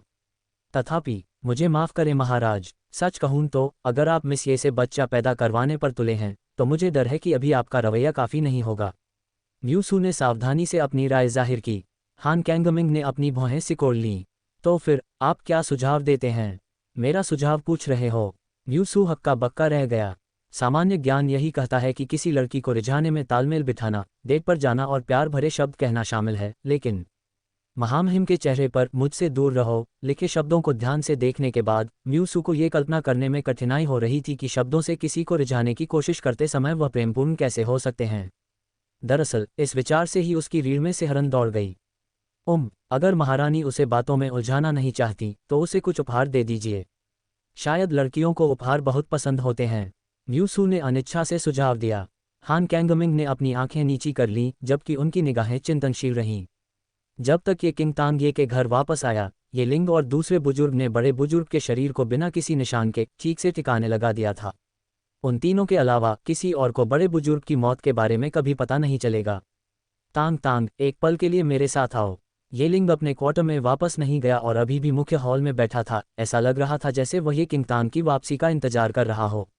हाँ पिताजी, ये किंग तांग ने सिर हिलाया और उनके पीछे उनके अध्ययन कक्ष में चला गया। अध्ययन कक्ष में हल्की रोशनी थी और ये लिंग ने ये किंग तांग को बैठने के लिए कहा। फिर वह मुड़ा और अध्ययन कक्ष की दीवार के भीतर एक छिपे हुए डिब्बे से एक ब्रोकेट का डिब्बा निकाला। उस डिब्बे को ये किंग तांग के सामने रखते हुए उसने उसे इशारा करके उसमें रखी चीजें देखने को कहा। डिब्बा खोलने पर ये किंग तांग को उसके अंदर एक जेड पेंडेंट पड़ा मिला। पेंडेंट की जटिल और सुंदर डिजाइन साफ दिखाई दे रही थी और उसकी कारीगरी की उत्कृष्टता मंद रोशनी में भी साफ दिखाई दे रही थी। ये है। ये किंग तांग इस बात से हैरान हो गया और जवाब के लिए ये लिंग की ओर देखने लगा। ये लिंग ने गहरी सांस ली और अपनी बेटी की आंखों में सीधे देखा। उसकी निगाहें उसके वर्तमान विचारों की जटिलता को दर्शा रही थीं। तांग तांग, कुछ बातें हैं जो मैं तुम्हें बताना चाहता हूँ। ये किंग तांग थोड़ी परेशान थी क्योंकि वह उस मामले की गंभीरता को स्पष्ट रूप से समझ सकती थी जिसे ये लिंग उजागर करने वाला था। ये लिंग ने डिब्बे में रखे पेंडेंट को गौर से देखा और बोला, अपनी जवानी के दिनों में मैं ज़्यादातर समय घर से दूर अपनी ट्रेनिंग में पूरी तरह डूबा रहता था। तुम्हारी माँ से प्यार और उनसे शादी करना वाकई एक चमत्कार था, और जिस समय तुम्हारे दादाजी चाहते थे कि मैं घर की बागडोर संभालूं, मैं अभी भी तुम्हारी माँ के साथ दुनिया घूम रहा था, जो गर्भवती थी। बदकिस्मती से घर लौटते समय हमारी यात्रा की विकट परिस्थितियों के कारण तुम्हारी माँ का गर्भपात हो गया। शायद यह ईश्वर की कृपा थी कि हम पर इसका कोई असर हो, लेकिन वापसी में हमें एक लावारिस बच्चा मिला। ये लिंग ने अपनी कहानी यहीं रोक दी। उसी समय ये किंगतान को अपने विवरण में असंगति का एहसास हुआ। ये लिंग ने उसे हमेशा अपने खून की तरह ही माना था, लेकिन अभी अभी उसके विवरण के अनुसार उसकी मां का गर्भपात हो गया था और उन्होंने एक परित्यक्त बच्चे को भी उठा लिया था। अध्याय 87, जीवन के अनुभव 2। क्या वह बच्ची येशुन थी? ये किंगतान ने चिंतित होकर पूछा। ये लिंग ने सिर हिलाया। येशुन को मेरे घर के दरवाजे से ही उठा लिया गया था जब मैं घर का उत्तराधिकारी बना। मैं जिस बच्चे की बात कर रहा था वह तुम ही थी। ये किंगतान एक पल में स्तब्ध रह गया। ये लिंग ने ये किंगतान की ओर देखते हुए एक गंभीर मुस्कान दी और कहा, तांग तांग, मैं तुम्हें ये सब तुम्हारी शादी के बाद बताना चाहता था, लेकिन अब जब इतना कुछ हो चुका है तो मुझे लगता है कि तुम्हें अभी बता देना ही बेहतर होगा। जिस दिन हमने अपनी बच्ची को खोया वह दिन वाकई बहुत दिल दहला देने वाला था, लेकिन जब तुम्हें पाया तो उस समय जो एहसास हुआ उसे शब्दों में बयां करना मेरे लिए मुश्किल है। मानो ईश्वर ने तुम्हें घर ले लिया और अपनी बेटी की तरह पाला। उसके बाद से हमने कभी किसी से इस बारे में बात नहीं की, सिर्फ तुम्हारी माँ और मैं ही जानते थे। ये कहकर ये लिंग ने बॉक्स से पेंडेंट उठाया। ये पेंडेंट तुम्हारे पास तब मिला था जब हमने तुम्हें एक शिशु के रूप में उठाया था। ये संभवतः तुम्हारे जन्मदाता माता पिता की कोई यादगार वस्तु है। मैंने इसकी उत्पत्ति की जांच के लिए कई चैनलों से संपर्क किया, लेकिन ज़्यादा सुराग नहीं मिले। हमें बस यही जानकारी मिली कि इसका संबंध 9 रातों के राजवंश के शाही परिवार से हो सकता है। जब से तुमने एक नीली आत्मा की जड़ का खुलासा किया है, मुझे लग रहा है कि तुम्हारे जन्मदाता माता पिता अविश्वसनीय क्षमता वाले लोग हो सकते हैं। नीली स्पिरिट जड़ किसी अनमोल खजाने के समान थी। ये के पारिवारिक इतिहास को देखते हुए संतानों में नीली स्पिरिट जड़ के मामले निश्चित रूप से दुर्लभ थे। 9 रातों का राजवंश। ये किंगतान ने जब इसका नाम सुना तो वह थोड़ा आश्चर्यचकित हुई। लिन शहर तियान की राजवंश के अधीन एक क्षेत्र था जिसमें कई देश शामिल थे और प्रत्येक पर अपनी अपनी राजशाही का शासन था। इन सभी राजशाहियों को सामूहिक रूप से तियान की राजघराना कहा जाता था और वे 9 रातों वाले राजवंश को अपना विरोधी मानते थे। मुझे ये देखकर खुशी हुई कि तुम अब काफ़ी परिपक्व हो गई हो और मुझे लगा कि अब इसे तुम्हें सौंपने का समय आ गया है। भविष्य में जब तुम जुवान लिंग के कुल में शामिल हो जाओगी तो मुझे लगता है कि तुम्हारे पास ये जानने के बेहतर अवसर होंगे कि तुम्हारे जन्मदाता कौन हैं। ये लिंग ने पेंडेंट ये किंगतान के हाथ में रख दिया। उसे ये किंगतान को अपनी बेटी के रूप में पाकर गर्व और कृतज्ञता महसूस हुई। ये किंगतान ने उसके हाथ में पेंडेंट देखा। अब उसके मन में जो भावनाएं उठ रही थीं वे काफ़ी जटिल थीं। उसके अतीत में ये लिंग इस रहस्य को किसी को बताने से पहले ही चल बसा था, इसलिए वह सोच भी नहीं सकती थी कि उसके जन्म के पीछे ऐसी कोई कहानी है। पर अब ये सोचकर कि इतने समय बाद ही उसे यह रहस्य पता चलेगा, ये किंगतान ने पेंडेंट को पकड़ लिया और दृढ़ निश्चय से भरी अपनी आंखें उठाकर ये लिंग की ओर देखा। आप हमेशा मेरे पिता रहेंगे। ये लिंग ने एक सौम्य मुस्कान दी। यह आश्वासन ही उसके जीवन का सबसे संतुष्टिदायक पुरस्कार था। देर हो रही है, तुम्हें आराम करना चाहिए। जुवान लिंग के कबीले तक पहुंचने की तुम्हारी यात्रा की तैयारियां अभी बाकी हैं। हाँ पिताजी, ये किंगतान ने अपनी सीट से उठने से पहले सिर हिलाया। ठीक है, एक और बात है, ये लिंग अचानक बोला। ये किंगतान वहीं रुक गई। महान बुजुर्ग से निपटने के बाद तुम्हारे चाचा और मैंने घर के भीतर उनके षड्यंत्रकारियों से भी छुटकारा पा लिया है। हम ये शुन से भी निपटना चाहते थे लेकिन उसे ढूंढ नहीं पाए। जांच पड़ताल के बाद ऐसा लगता है कि महान बुजुर्ग ने उसे उत्सव के बीच में ही चुपके से भगा दिया है और हमें नहीं पता कि वह कहाँ गई। ये लिंग ने बोलते हुए भौहें सिकोड़ लीं। उसने 2 बेटियों को पाला था, लेकिन ये शुन के मामले में जब उसे गोद लिया गया था तब कई गवाह मौजूद थे। इसलिए ये किंगतान के विपरीत उसे केवल एक गोद ली हुई बच्ची ही माना जा सकता था, लेकिन ये लिंग ने कभी पक्षपात नहीं किया और दोनों को अपने बच्चों जैसा ही माना। लेकिन कौन सोच सकता था कि एक ही छत के नीचे पले बड़े होने के बावजूद उनके चरित्र एक दूसरे से बिल्कुल विपरीत होंगे। और दुर्भाग्य से ये शुन घास में सांप बन गया। ठीक से नोट कर लिया है पिताजी, मैं जरूर ध्यान रखूंगी। ये किंगतान ने हल्का सा सिर हिलाया। महान बुजुर्ग की मृत्यु के बाद ये पता लगाना मुश्किल था कि ये शुन को कहाँ भेजा गया है, लेकिन फिर भी वह अपनी सतर्कता बनाए रखेगी। यह अच्छी बात है। तो फिर थोड़ा आराम कर लो। ये लिंग ने सिर हिलाया और रात के लिए उनकी बातचीत खत्म हो गई। अले रे, 1 साल बीत गया और पिछले महीने ही परिवार, मौसम और यात्राएं। हम वापस आ गए हैं और मैं आप सभी का शुक्रिया अदा करना चाहती हूं जिन्होंने ये कहानी पढ़ी और इसकी सराहना की। 2019 में भी अद्भुत लोग बने। अध्याय 88, हृदयस्पर्शी 1। ये परिवार में जन्मदिन के भोज के दौरान जो कुछ भी हुआ वह लिन शहर में तेजी से फैल गया। जब सुबह हुई तो ये किंगतांग ने सी के घर का दौरा किया ताकि मूसू को आमंत्रित करने के लिए ओल्ड मास्टर सी को धन्यवाद दिया जा सके। मैंने कल तुम्हारे घर पर जो कुछ हुआ सब सुन लिया है। उस महान बुजुर्ग को जरूर वही मिला जिसका वह हकदार था। बूढ़े मास्टर सी ने बैठते हुए हंसते हुए अपनी जांघ थपथपाए। ये किंगतांग ने मुस्कुराते हुए जवाब दिया, और क्या आप महामहिम को प्रवेश परीक्षा के लिए आपको भेजने के लिए राजी करने में कामयाब रहे? बूढ़े मास्टर सी ने अपना संयम वापस पाने के बाद पूछा। हाँ, ये किंगतांग ने स्पष्ट रूप से उत्तर दिया। बूढ़े मास्टर सी के चेहरे पर चिंता की लकीरें थीं। उत्कृष्ट कुल में शामिल होने का आपका दृढ़ संकल्प सराहनीय है। मुझे पता है कि आप उन सभी अपमानों से उबरने के लिए बेताब हैं जिनसे आपको गुजरना पड़ा है, लेकिन एक उत्कृष्ट कुल में शामिल होना कभी आसान नहीं होता। अगर आप परीक्षा में असफल हो गए तो आप जीवन का एकमात्र मौका खो देंगे। आप अभी शुरुआत कर रहे हैं और इतनी जल्दी प्रयास करना निश्चित रूप से एक संघर्ष होगा। वृद्ध गुरु सी एक क्षण रुके, फिर जोर देकर बोले, सी ये और सी क्योंगा अभी भी अपने गुरु के साथ प्रशिक्षण ले रहे हैं और वे भी परीक्षा देंगे, लेकिन केवल कुछ वर्षों में। सीबाई अपने भाइयों में सबसे अच्छी आत्मा है और मैंने उसे भी उत्कृष्ट कुल में शामिल करने का इरादा किया है, लेकिन केवल उसके कुछ हद तक स्वस्थ होने के बाद। अब जब महान बुजुर्ग ने अपना प्रभाव खो दिया है और तुम्हारे पिता और दूसरे बुजुर्ग प्रभारी हैं, तो तुम एक और साल इंतजार क्यों नहीं करते?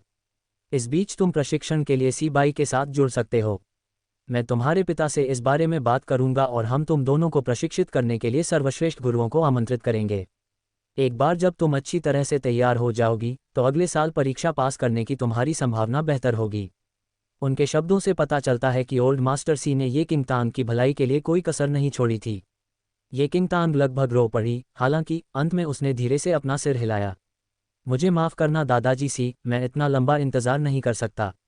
कोई बात नहीं, मैं पूरी तैयारी के बिना कभी कोई जोखिम नहीं उठाऊंगा। तुम एक जिद्दी बच्चे हो। हालांकि ओल्ड मास्टर सी ने बड़बड़ाया, लेकिन वह बहुत चिंतित रहे। मुझे पता है कि अब ये यूं ही तुम्हारी मुख्य चिंता है और तुम अपना बदला लेने पर अड़े हुए हो, लेकिन जल्दबाजी में हमेशा खतरा रहता है। याद रखो, धीरे धीरे और स्थिरता से ही दौड़ जीती जाती है। मुझे पता है और मैं जानती हूं कि आप मेरे हित में सोचते हैं, लेकिन इस बार कृपया मेरी बात मान लीजिए। ये किंगतांग ने अपनी गंभीरता व्यक्त करते हुए सीधे बूढ़े मास्टर सी की आंखों में देखा। बूढ़े मास्टर सी उसे फिर से मनाने के लिए दृढ़ थे, लेकिन पास में बैठी सी बाई ने उसे बीच में ही रोक दिया। दादाजी, आप बहुत ज्यादा चिंता कर रहे हैं। क्या तांग तांग कभी आपकी उम्मीदों पर खरी नहीं उतरी? चूंकि वह जुबान लिंग के कबीले में शामिल होने वाली है, मुझे यकीन है कि वह पूरी तरह तैयार है। बूढ़े मास्टर सी ने उसे घूर कर देखा। सी बाई केवल दूसरी ओर देख सकता था और अपनी नाक रगड़ सकता था। यह नहीं समझ पा रहा था कि उसे हंसना चाहिए या पुराने मास्टर सी की आराधना खोने पर रोना चाहिए, जब से ये किंगतांग एक स्वागत योग्य अतिथि बन गया था। तुम तो बिल्कुल नौसिखिए हो, आंख मूंद कर उसकी हर बात मान लेते हो। बूढ़े मास्टर सी ने सीबाई को डांटा, फिर अपना ध्यान ये किंगतांग की ओर मोड़ा। चूंकि तुमने तय कर लिया है, इसलिए मैं तुम्हें नहीं रोकूंगा, लेकिन एक बात का वादा करो। मेरा कान है। येयू के साथ भिड़ंत से पहले किसी को भी ये पता न चलने देना कि उसने तुम्हारी आत्मा की जड़ को लूट लिया है। बूढ़े मास्टर सी ने गंभीरता से सलाह दी। ये किंगतांग एक पल के लिए लड़खड़ाई, फिर अगले ही पल उसने सहमति जताते हुए कहा, मैं समझ गई। उसने यह बात अपने पिता या चाचा को भी नहीं बताई थी। वह नहीं चाहती थी कि वे उसके बारे में ज्यादा चिंता करें, और साथ ही उन्हें बेवजह बदला लेने से रोकना भी उसकी चिंता का विषय था, खासकर उसके चाचा के गुस्सैल स्वभाव को देखते हुए। मुझे खुशी है कि तुम समझ गए। अब चूंकि ये यू पहले से ही क्लाउड ब्रेकर की महारानी की शिष्या है, भले ही तुमने उसके गलत कामों का पर्दाफाश कर दिया हो, क्लाउड ब्रेकर अपने कबीले की प्रतिष्ठा बचाने के लिए उन्हें जरूर छिपाएंगे, और सबसे पक्का तरीका है तुम्हें खत्म करना। बूढ़े मास्टर सी ने ध्यान से विचार करने के बाद उदास होकर चेतावनी दी।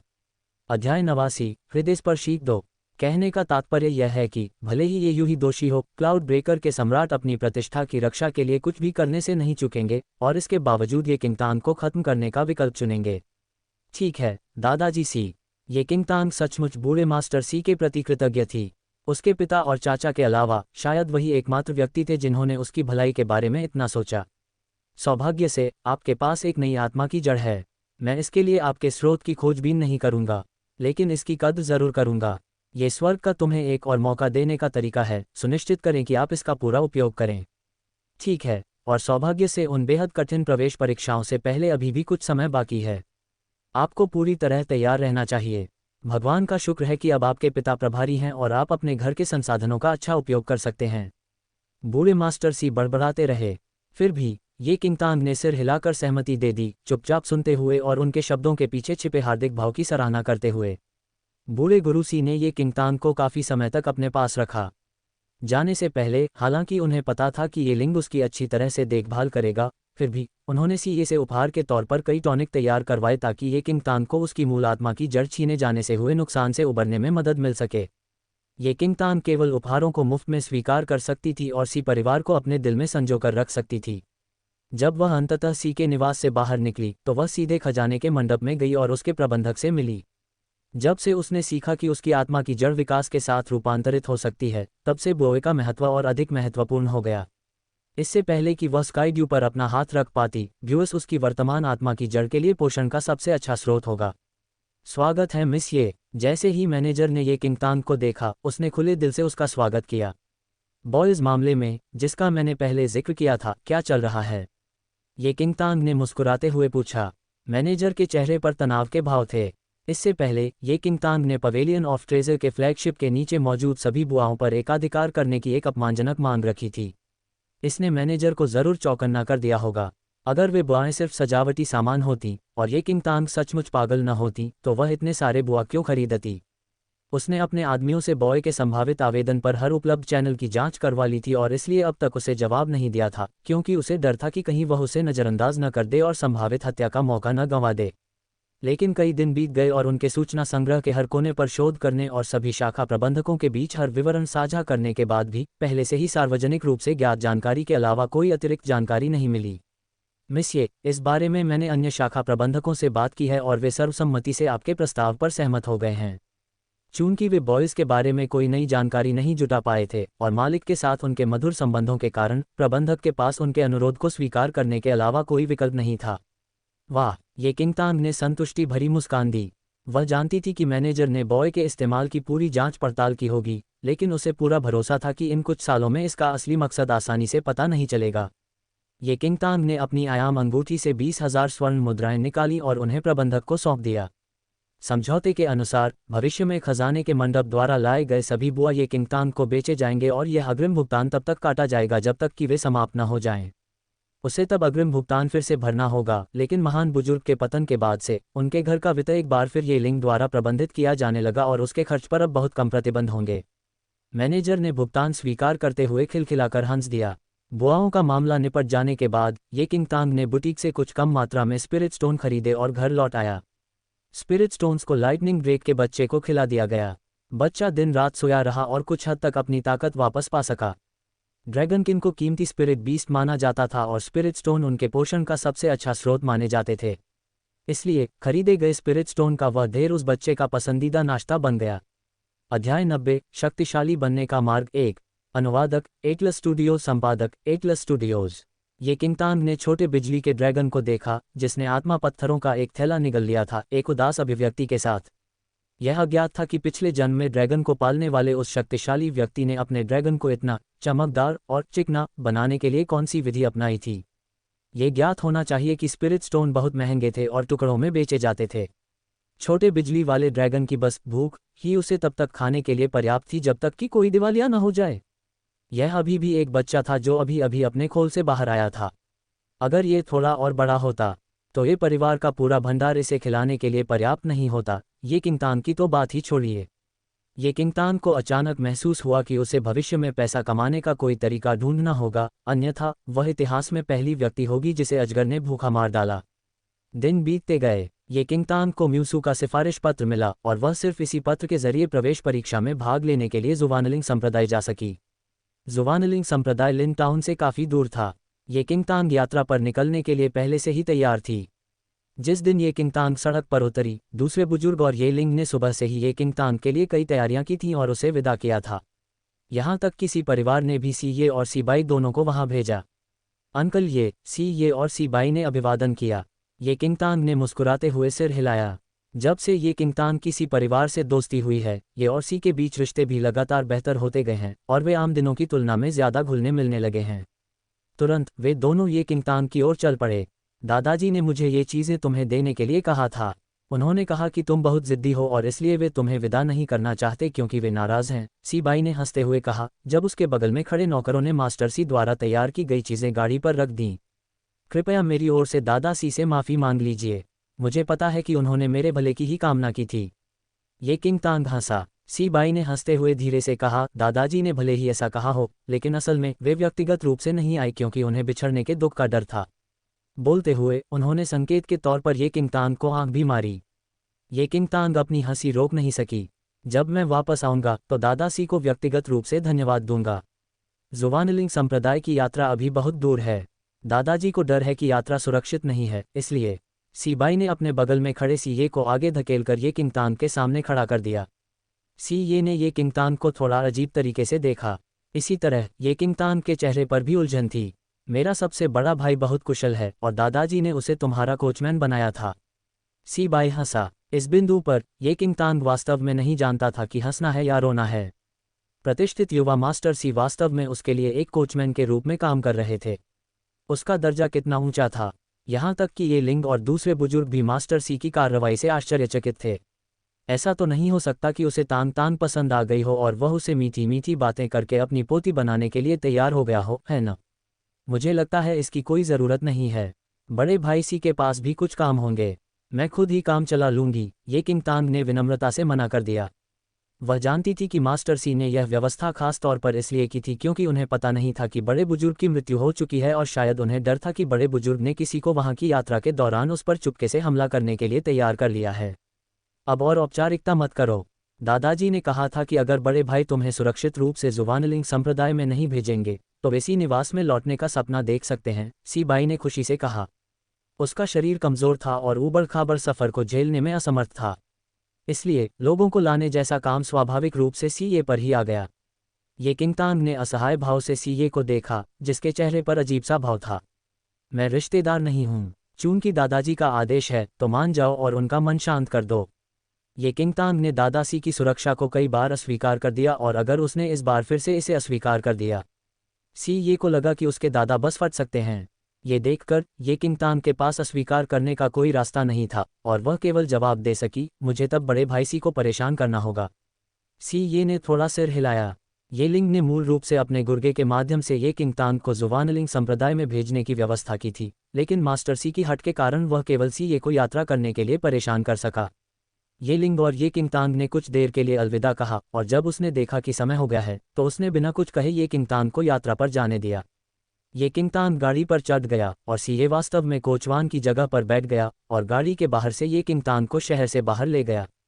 अध्याय 91 शक्तिशाली बनने का मार्ग 2। अनुवादक एटलस स्टूडियो, संपादक एटलस स्टूडियोज।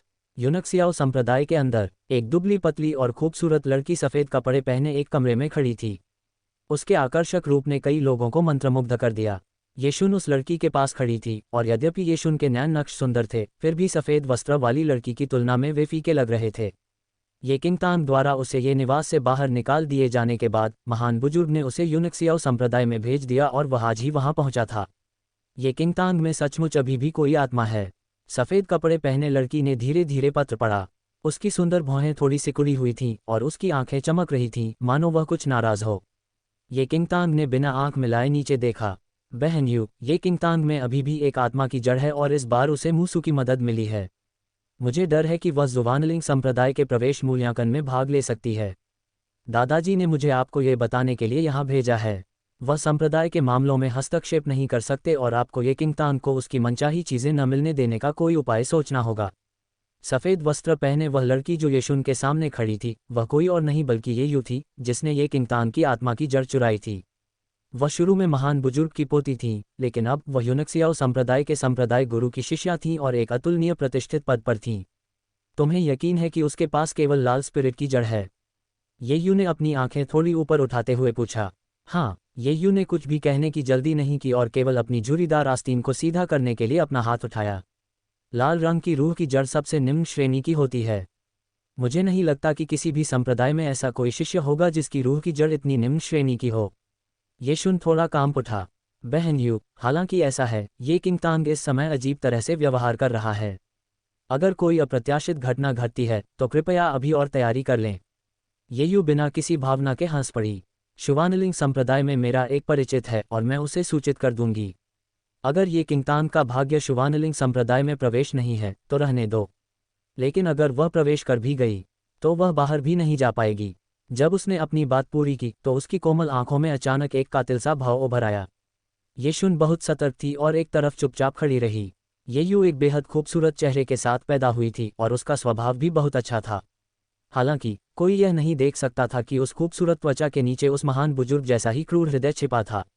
ये यू ने ये शुन की ओर देखा और कहा, तुम्हें अभी ये परिवार में लौटने की ज़रूरत नहीं है, बस मेरे साथ रहकर मेरी सेवा करो। हाँ, ये शुन ने आज्ञाकारी भाव से सहमति जताई। वह जानती थी कि चूंकि ये किंगतांग ने एक संप्रदाय के प्रवेश मूल्यांकन में भाग लेने की योग्यता प्राप्त कर ली है, इसलिए डुआन त्यानराव पहले से ही उससे असंतुष्ट होगा। अगर वह अभी लौटी तो डुआन त्यानराव इस वजह से सगाई तोड़ सकता है, इसलिए उसने अभी उससे मिलने से बचने का फैसला किया। तो आप व्यक्तिगत रूप से वापस जाने की योजना नहीं बना रही हैं, बहन? ये यू ने अपनी पलकें थोड़ी ऊपर उठाईं और उसके सुंदर चेहरे पर एक गहरी मुस्कान उभर आई। कुछ दिनों बाद गुरु मुझे युनशियाओ संप्रदाय की रहस्यवादी तकनीक सिखाएंगे। एक बार इसका प्रशिक्षण शुरू हो जाए तो मुझे बिना रुके कुछ महीने तक अभ्यास करना होगा। इसके अलावा ये यू ने अपनी आंखें सिकोड़ लीं और उसके होठों के कोने पर एक ठंडी मुस्कान लटक गई। क्या वर्तमान ये किंगतांग भी योग्य है? बहन, आप बिल्कुल सही कह रही हैं। अगर ये किंगतांग सचमुच जुवानलिंग संप्रदाय में शामिल हो गई तो क्या होगा? वह आपसे कैसे मुकाबला कर पाएगी? ये शुन ने धीरे से कहा। तुम अलग होकर मुस्कुराए। ये शुन ने कहा, हमें उस समय आपके उस पुराने दोस्त को ये शुन की उचित देखभाल करने के लिए परेशान करना होगा। ये यू हल्के से हंसा। जरूर, तुम यहाँ आराम कर सकते हो। मैं गुरु को रिपोर्ट करूंगा और तुम्हें युनशियाओ संप्रदाय में रहने का अधिकार दूंगा। धन्यवाद बहन। ये यू ने सोच समझकर ये शुन पर एक नज़र डाली और कहा, शुन, तुम हमेशा से ही होशियार रहे हो। अगर तुम इसका समझदारी से इस्तेमाल करोगे तो मैं स्वाभाविक रूप से तुम्हारे साथ अच्छा व्यवहार करूंगी। मैं समझता हूँ, मैं ज़रूर तुम्हारी हर बात मानूंगा। ये शुन ने तुरंत वफादारी का वादा किया। ये यू ने सिर हिलाया और धीरे धीरे बाहर चला गया। ये किंगतांग, मैं तुम्हें अपने जीवन में फिर कभी नहीं आने दूंगी। मैंने तुम्हारी आत्मा की जड़ को पहले ही स्वीकार कर लिया है। अब तुम्हें जल्दी मर जाना चाहिए। अध्याय 92, जुआनलिंग संप्रदाय 1। अनुवादक एटलस स्टूडियोज, संपादक एटलस स्टूडियोज। स्वर्ग के मार्ग पर चलो, संप्रदाय में प्रवेश करो। यदि वह पैरागॉन तक साधना करना चाहती थी तो वह केवल पवित्र संप्रदाय पर ही भरोसा कर सकती थी। आधे महीने की यात्रा थी। गाड़ी के अंदर ये किंगतांग ने अपने सामने एक परिचित सा माहौल देखा और उसके अंदर एक अजीब सी अनुभूति हुई। उसने अपनी आंखें थोड़ी ऊपर उठाईं और पास ही एक ऊंचे पहाड़ की ओर देखा। वह पहाड़ ढलानदार था और उसकी चोटी बादलों की धुंध से ढकी हुई थी। हालांकि ये किंगतांग को पूरी तरह से पता था कि वहां जुवानलिंग संप्रदाय का स्थान था। धुंध के ऊपर जुवानलिंग संप्रदाय आकाश में बादलों के सामने खड़ा था। जुवानलिंग संप्रदाय। जैसे ही ये किंगतांग ने पहाड़ की चोटी पर बादलों की धुंध को देखा, उसके पिछले जीवन के दृश्य उसके दिमाग में उमड़ पड़े। ये किंगतांग, तुम्हारे शरीर में दानव देवता का हृदय है। जुवानलिंग संप्रदाय अब तुम्हें नहीं रख सकता। अपने पिछले जन्म में ये किंगतांग के पास कोई आध्यात्मिक जड़ नहीं थी और उसे काफ़ी खोजबीन के बाद ही एक नकली आध्यात्मिक जड़ बनाने का तरीका मिला। उसने उस तरीके का इस्तेमाल किया और आखिरकार जुवानलिंग संप्रदाय में प्रवेश किया। हालांकि उस समय उसने कभी सपने में भी नहीं सोचा होगा कि यही प्रवेश उसके जीवन का एक महत्वपूर्ण मोड़ बन जाएगा। यह कोई अच्छा मोड़ नहीं है, बल्कि एक गहरी गिरावट है। एक मिशन में उसके दानव देवता के हृदय का खुलासा हो गया और उसे संप्रदाय से बाहर कर दिया गया। इसके अलावा एक दुष्ट इरादे वाले संप्रदाय के बुजुर्ग ने संप्रदाय के अन्य शिष्यों के साथ मिलकर पूरी दुनिया को बता दिया कि उसके पास दानव देवता का हृदय है। तब से वह ये यू से बचने के बजाय हर किसी की हत्या का लक्ष्य बन गई। और जिस क्षण से उसने जुवानलिंग संप्रदाय छोड़ा, ये किंगतांग एक ऐसी व्यक्ति बन गई जिससे सभी घृणा करते थे और कई लोग उस पर चिल्लाते और उसे पीटते थे। दानव देवता के हृदय की खबर अब और नहीं छिप सकती थी। अनगिनत उतार चढ़ाव के बाद ये किंगतांग ने इस जीवन में एक बार फिर जुवानलिंग संप्रदाय को चुना। इस बार यह न केवल ब्लैक हेवन वाटर प्राप्त करने के लिए था, बल्कि इससे भी अधिक बदला लेने के लिए था। इस जीवन में वह किसी को भी नहीं छोड़ेगी जिसने पिछले जीवन में उसे नुकसान पहुंचाया हो। हम बहुत जल्द जुवानलिंग संप्रदाय पहुंच रहे हैं। किंगतांग, क्या तुम संप्रदाय मूल्यांकन में भाग लेने के लिए तैयार हो? गाड़ी के बाहर से सीई की आवाज़ गूंजी। ये किंगतांग ने चमकती आंखों से हंसते हुए कहा, मैं इस पल के लिए बहुत लंबे समय से तैयारी कर रही थी। अल्पविराम। जुवानलिंग संप्रदाय के नीचे और बादलों के ऊपर स्पष्ट रूप से एक ऐसी जगह थी जहां सभ्यता का नामो निशान नहीं था। फिर भी आज ये जगह असाधारण रूप से चहल पहल वाली थी। पहाड़ पर गाड़ी से चढ़ना कठिन था, इसलिए सीए और ये किंगतांग पहाड़ की तलहटी में गाड़ी से उतर गए और शिखर तक पैदल चले गए। शिखर पर पहले से ही बहुत से लोग मौजूद थे। लोगों के बड़े समूहों में सभी ने आलीशान पोशाकें पहन रखी थीं और गरिमा में व्यवहार कर रहे थे। बल्कि ये किंगतांग और सीए, जो दोनों अपेक्षाकृत युवा थे, साधारण कपड़े पहने हुए थे और कम संख्या में थे। फिर भी शिखर पर पहुंचते ही सभी ने उन्हें देखा। क्या ये सब लोग जुवानलिंग संप्रदाय के प्रवेश मूल्यांकन में भाग ले रहे हैं? सीए ने ये किंगतांग से पूछा जब वे एक तरफ खड़े थे। उसने अनजाने में दूसरों की तरफ देखा। भीड़ में ये बताना मुश्किल नहीं था कि जो लोग वास्तव में मूल्यांकन में भाग लेने आए थे वे युवा प्रतिभाएं थीं, जबकि बाकी ज्यादातर उन्हें विदाई देने आए थे। ये किंगतांग ने थोड़ा सिर हिलाया। मैंने नहीं सोचा था कि वहां वास्तव में इतने सारे लोग होंगे। ये क्विंटांग ने अनुमान लगाया कि जुवानलिंग संप्रदाय के प्रवेश मूल्यांकन में भाग लेने के लिए कम से कम 100 से अधिक लोग वहां थे। यह अज्ञात है कि कितने लोग रह सकते हैं, ये किंगतांग ने शांत भाव से कहा। हर साल सभी संप्रदाय बड़ी संख्या में ऐसे लोगों का स्वागत करते थे जो संप्रदाय में शामिल होना चाहते थे। हालांकि इन सैकड़ों लोगों में से 10वें हिस्से का भी संप्रदाय में शामिल होना दुर्लभ था। जब तक किसी के पास ये जैसी दुर्लभ सर्वोच्च श्रेणी की आत्मा की जड़ न हो, किसी संप्रदाय में प्रवेश पाने का अवसर पाने के लिए सबसे पहले उसके पास पर्याप्त उच्च प्राकृतिक क्षमता और दूसरा किसी शक्तिशाली व्यक्ति की अनुशंसा आवश्यक थी। इसके अलावा ये दोनों शर्तें किसी संप्रदाय के प्रवेश मूल्यांकन में भाग लेने के लिए केवल योग्यताएं थीं। किसी को नहीं पता था कि कोई अंदर जा सकता है या नहीं। अध्याय 93 जुवानलिंग संप्रदाय 2। अनुवादक एटलस स्टूडियोज, संपादक एटलस स्टूडियोज। क्या ये लोग लियू यून परिवार के लोग हैं? सीई की नज़र कुछ ही दूरी पर खड़े लोगों के एक समूह पर पड़ी। लियू यून परिवार का कुल दुनिया भर में प्रसिद्ध है और इस कुल से उत्पन्न सभी साधक अत्यंत शक्तिशाली थे। सी और ये जैसे कुल लियू यून जैसे कुलों के सामने विशेष रूप से छोटे लगते थे। ये किंगतांग ने सीए की निगाहों का अनुसरण किया और जैसी की उम्मीद थी, उसने सुंदर वेशभूषा और सुंदर व्यवहार वाले लोगों का एक समूह देखा। लोगों के समूह का नेतृत्व एक लंबा मध्यम आयु वर्ग का असाधारण व्यक्तित्व वाला व्यक्ति कर रहा था और वह चुपचाप एक युवक से बात कर रहा था। जब ये किंगतांग की नज़र उस पुरुष पर पड़ी जो झुकी हुई आंखों से सुन रहा था, तो उसकी आंखों में कुछ बेकाबू होकर चमक उठा। किंगतांग, जल्दी से निकल जाओ। Closing square bracket. एक तूफानी रात में वह सुंदर युवक अपने खून के साथ उसके सामने खड़ा था और उस पर घातक प्रहार हो रहा था। वरिष्ठ भाई यून, ये किंगतांग ने धीरे से बुदबुदाया जब उसने युवक की बगल से प्रोफाइल को देखा। किंगतांग, क्या आप लियू परिवार के लोगों को जानते हैं? सीई ने ये किंगतांग के असामान्य व्यवहार को भांप लिया था और खुद को पूछे बिना नहीं रह सका। ये किंगतांग को होश आया और उसने तुरंत अपना सिर हिलाया। वही थी जो उस पर कर्जदार थी। अपने पिछले जन्म में जब ये किंगतांग ने जुवानलिंग संप्रदाय में प्रवेश किया था, तो उसे आत्मा की जड़ के अभाव के कारण कुछ भी सीखने में कठिनाई हुई और इस प्रकार कुछ वरिष्ठ और कनिष्ठ भाइयों ने उसका उपहास किया।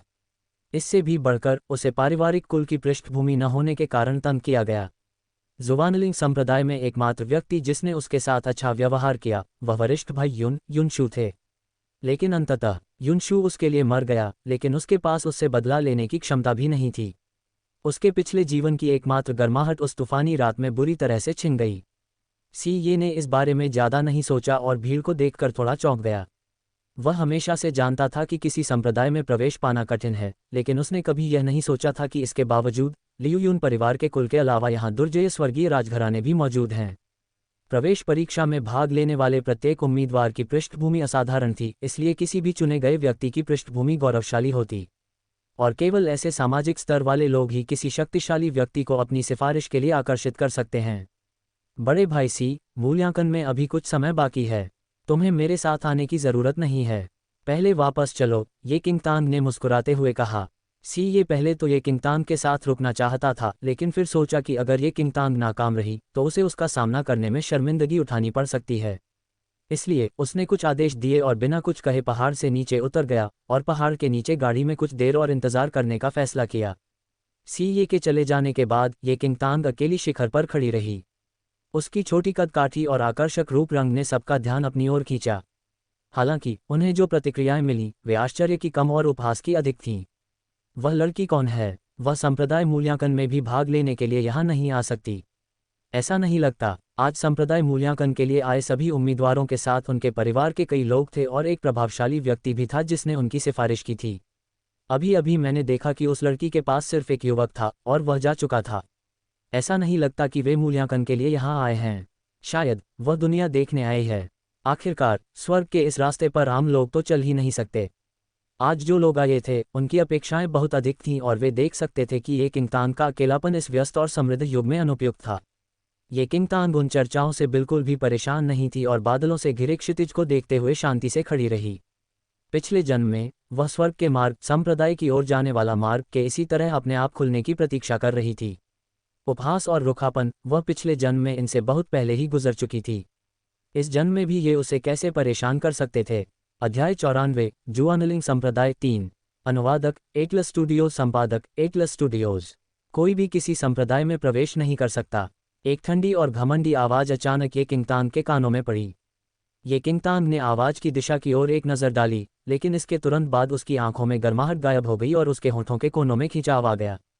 ये किंगतान से कुछ कदम की दूरी पर एक सुंदर वेशभूषा में अहंकार से भरा युवक खड़ा था। उसके पास कुछ नौकर उसकी सेवा में सावधानी से खड़े थे। बोलने वाला व्यक्ति लू शियुवेन था, जो दुर्जय स्वर्गीय राजवंश के एक देश का 5वां राजकुमार था। दुर्जय स्वर्ग राजवंश वर्तमान राजवंश के नियंत्रण में थे और एक श्रेष्ठ पद पर थे। उनके द्वारा स्थापित दुर्जय स्वर्ग राजवंश कई देशों से मिलकर बना एक शानदार राजवंश था, जिसकी कमान दुर्जय स्वर्ग राजवंश के सम्राट के हाथों में थी। प्रत्येक देश के शाही परिवार दुर्जय स्वर्ग राजवंश से थे और लू शियुवेन दुर्जय स्वर्ग राजवंश के कई देशों में से एक का राजकुमार था। उसकी योग्यताएं काफी ऊंची थीं और उसका चरित्र गौरवशाली था। लू शियुवेन ये किंगतान के लिए परिचित से कहीं अधिक था।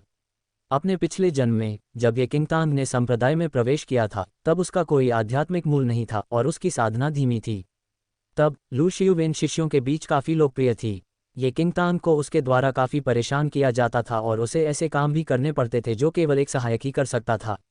इसके अलावा उसने उसे अन्य सामान्य शिष्यों की तरह साधना पर ध्यान केंद्रित करने की अनुमति नहीं दी। हालांकि ये किंगतान को इन सब बातों से कोई परेशानी नहीं थी। ये किंगतान को लू शियुवेन की याद दिलाने वाली बात वास्तव में उसका विश्वासघात था। उस समय ये किंगतान और लू शियुवेन एक साथ मामले को सुलझाने के लिए बाहर गए थे, लेकिन रास्ते में एक उच्च स्तरीय आत्मिक प्राणी ने उन पर हमला कर दिया। वे उसे हरा नहीं पाए और जब वे लगभग अपनी जान गंवा बैठे तो एक किंगतान में दैत्य देवता के हृदय ने अपनी शक्तियां प्रकट की और अंततः लू शियुवेन और अन्य शिष्यों को बचा लिया। फिर भी ये वह समय था जब ये किंगतान का दानव भगवान का हृदय पूरी तरह से उजागर हो गया था। लू शियुवेन ने इस बात का ध्यान नहीं रखा कि उसने उसकी जान बचाई थी और बस ये खबर पूरी दुनिया में फैला दी। ये किंगतान को न सिर्फ जुवानलिंग संप्रदाय से बाहर कर दिया गया, बल्कि दानव देवता के हृदय से जुड़ा उसका राज भी अब और नहीं छिपाया जा सका और नतीजा ये हुआ कि हर कोई उसकी जान लेना चाहता था।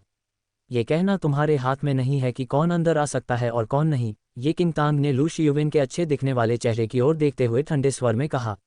लू शियुवेन ने थोड़ा भौहें चढ़ाईं। एक राजकुमार होने के नाते ऐसे लोग कम ही होते थे जो उसे इस तरह फटकार लगाते। उसका चेहरा तुरंत उतर गया और उसने ये किंगतान की तरफ देखा। जब उसने देखा कि ये किंगतान अकेली है तो उसके चेहरे पर तुच्छता का भाव प्रकट हुआ। एक संप्रदाय प्रतिष्ठित होता है, बहुत से लोग उसमें शामिल होना चाहते हैं, लेकिन फिर भी उनमें थोड़ी आत्म जागरूकता होनी चाहिए। न तो किसी कुल का साथ, न ही किसी शक्तिशाली व्यक्ति का विदाई समारोह। इतना तुच्छ व्यक्ति भी संप्रदाय मूल्यांकन में भाग लेने आ सकता है।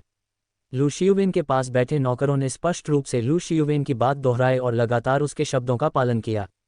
5वें राजकुमार, आपकी पहचान तो नेक है, ऐसे लोगों से क्यों लड़ें? उन अति आत्मविश्वासी लोगों को रहने दें, तब उसे पता चलेगा कि कोई भी किसी संप्रदाय में शामिल नहीं हो सकता। ये किंगतान ने अपनी भौहें उठाईं और लू शियुवेन के बगल में खड़े नौकरों को देखते हुए उसकी मुस्कान और गहरी हो गई। कुलीन पहचान, संप्रदाय के सामने सब बराबर हैं। भले ही आप राजपरिवार से जुड़े हों, फिर भी क्या आपको आम लोगों की तरह मूल्यांकन का इंतजार नहीं करना पड़ता? लू शियुवेन की थोड़ी बेहतर अभिव्यक्ति अचानक ये किंगतान के शब्दों के कारण फिर से बदसूरत हो गई। ये किंगतान ने कुछ भी गलत नहीं कहा। भले ही वह एक कुलीन राजकुमार था, फिर भी उसे बाकी सभी की तरह मूल्यांकन में भाग लेना था और उसका प्रवेश पाना उसकी प्रतिभा के स्तर पर निर्भर था।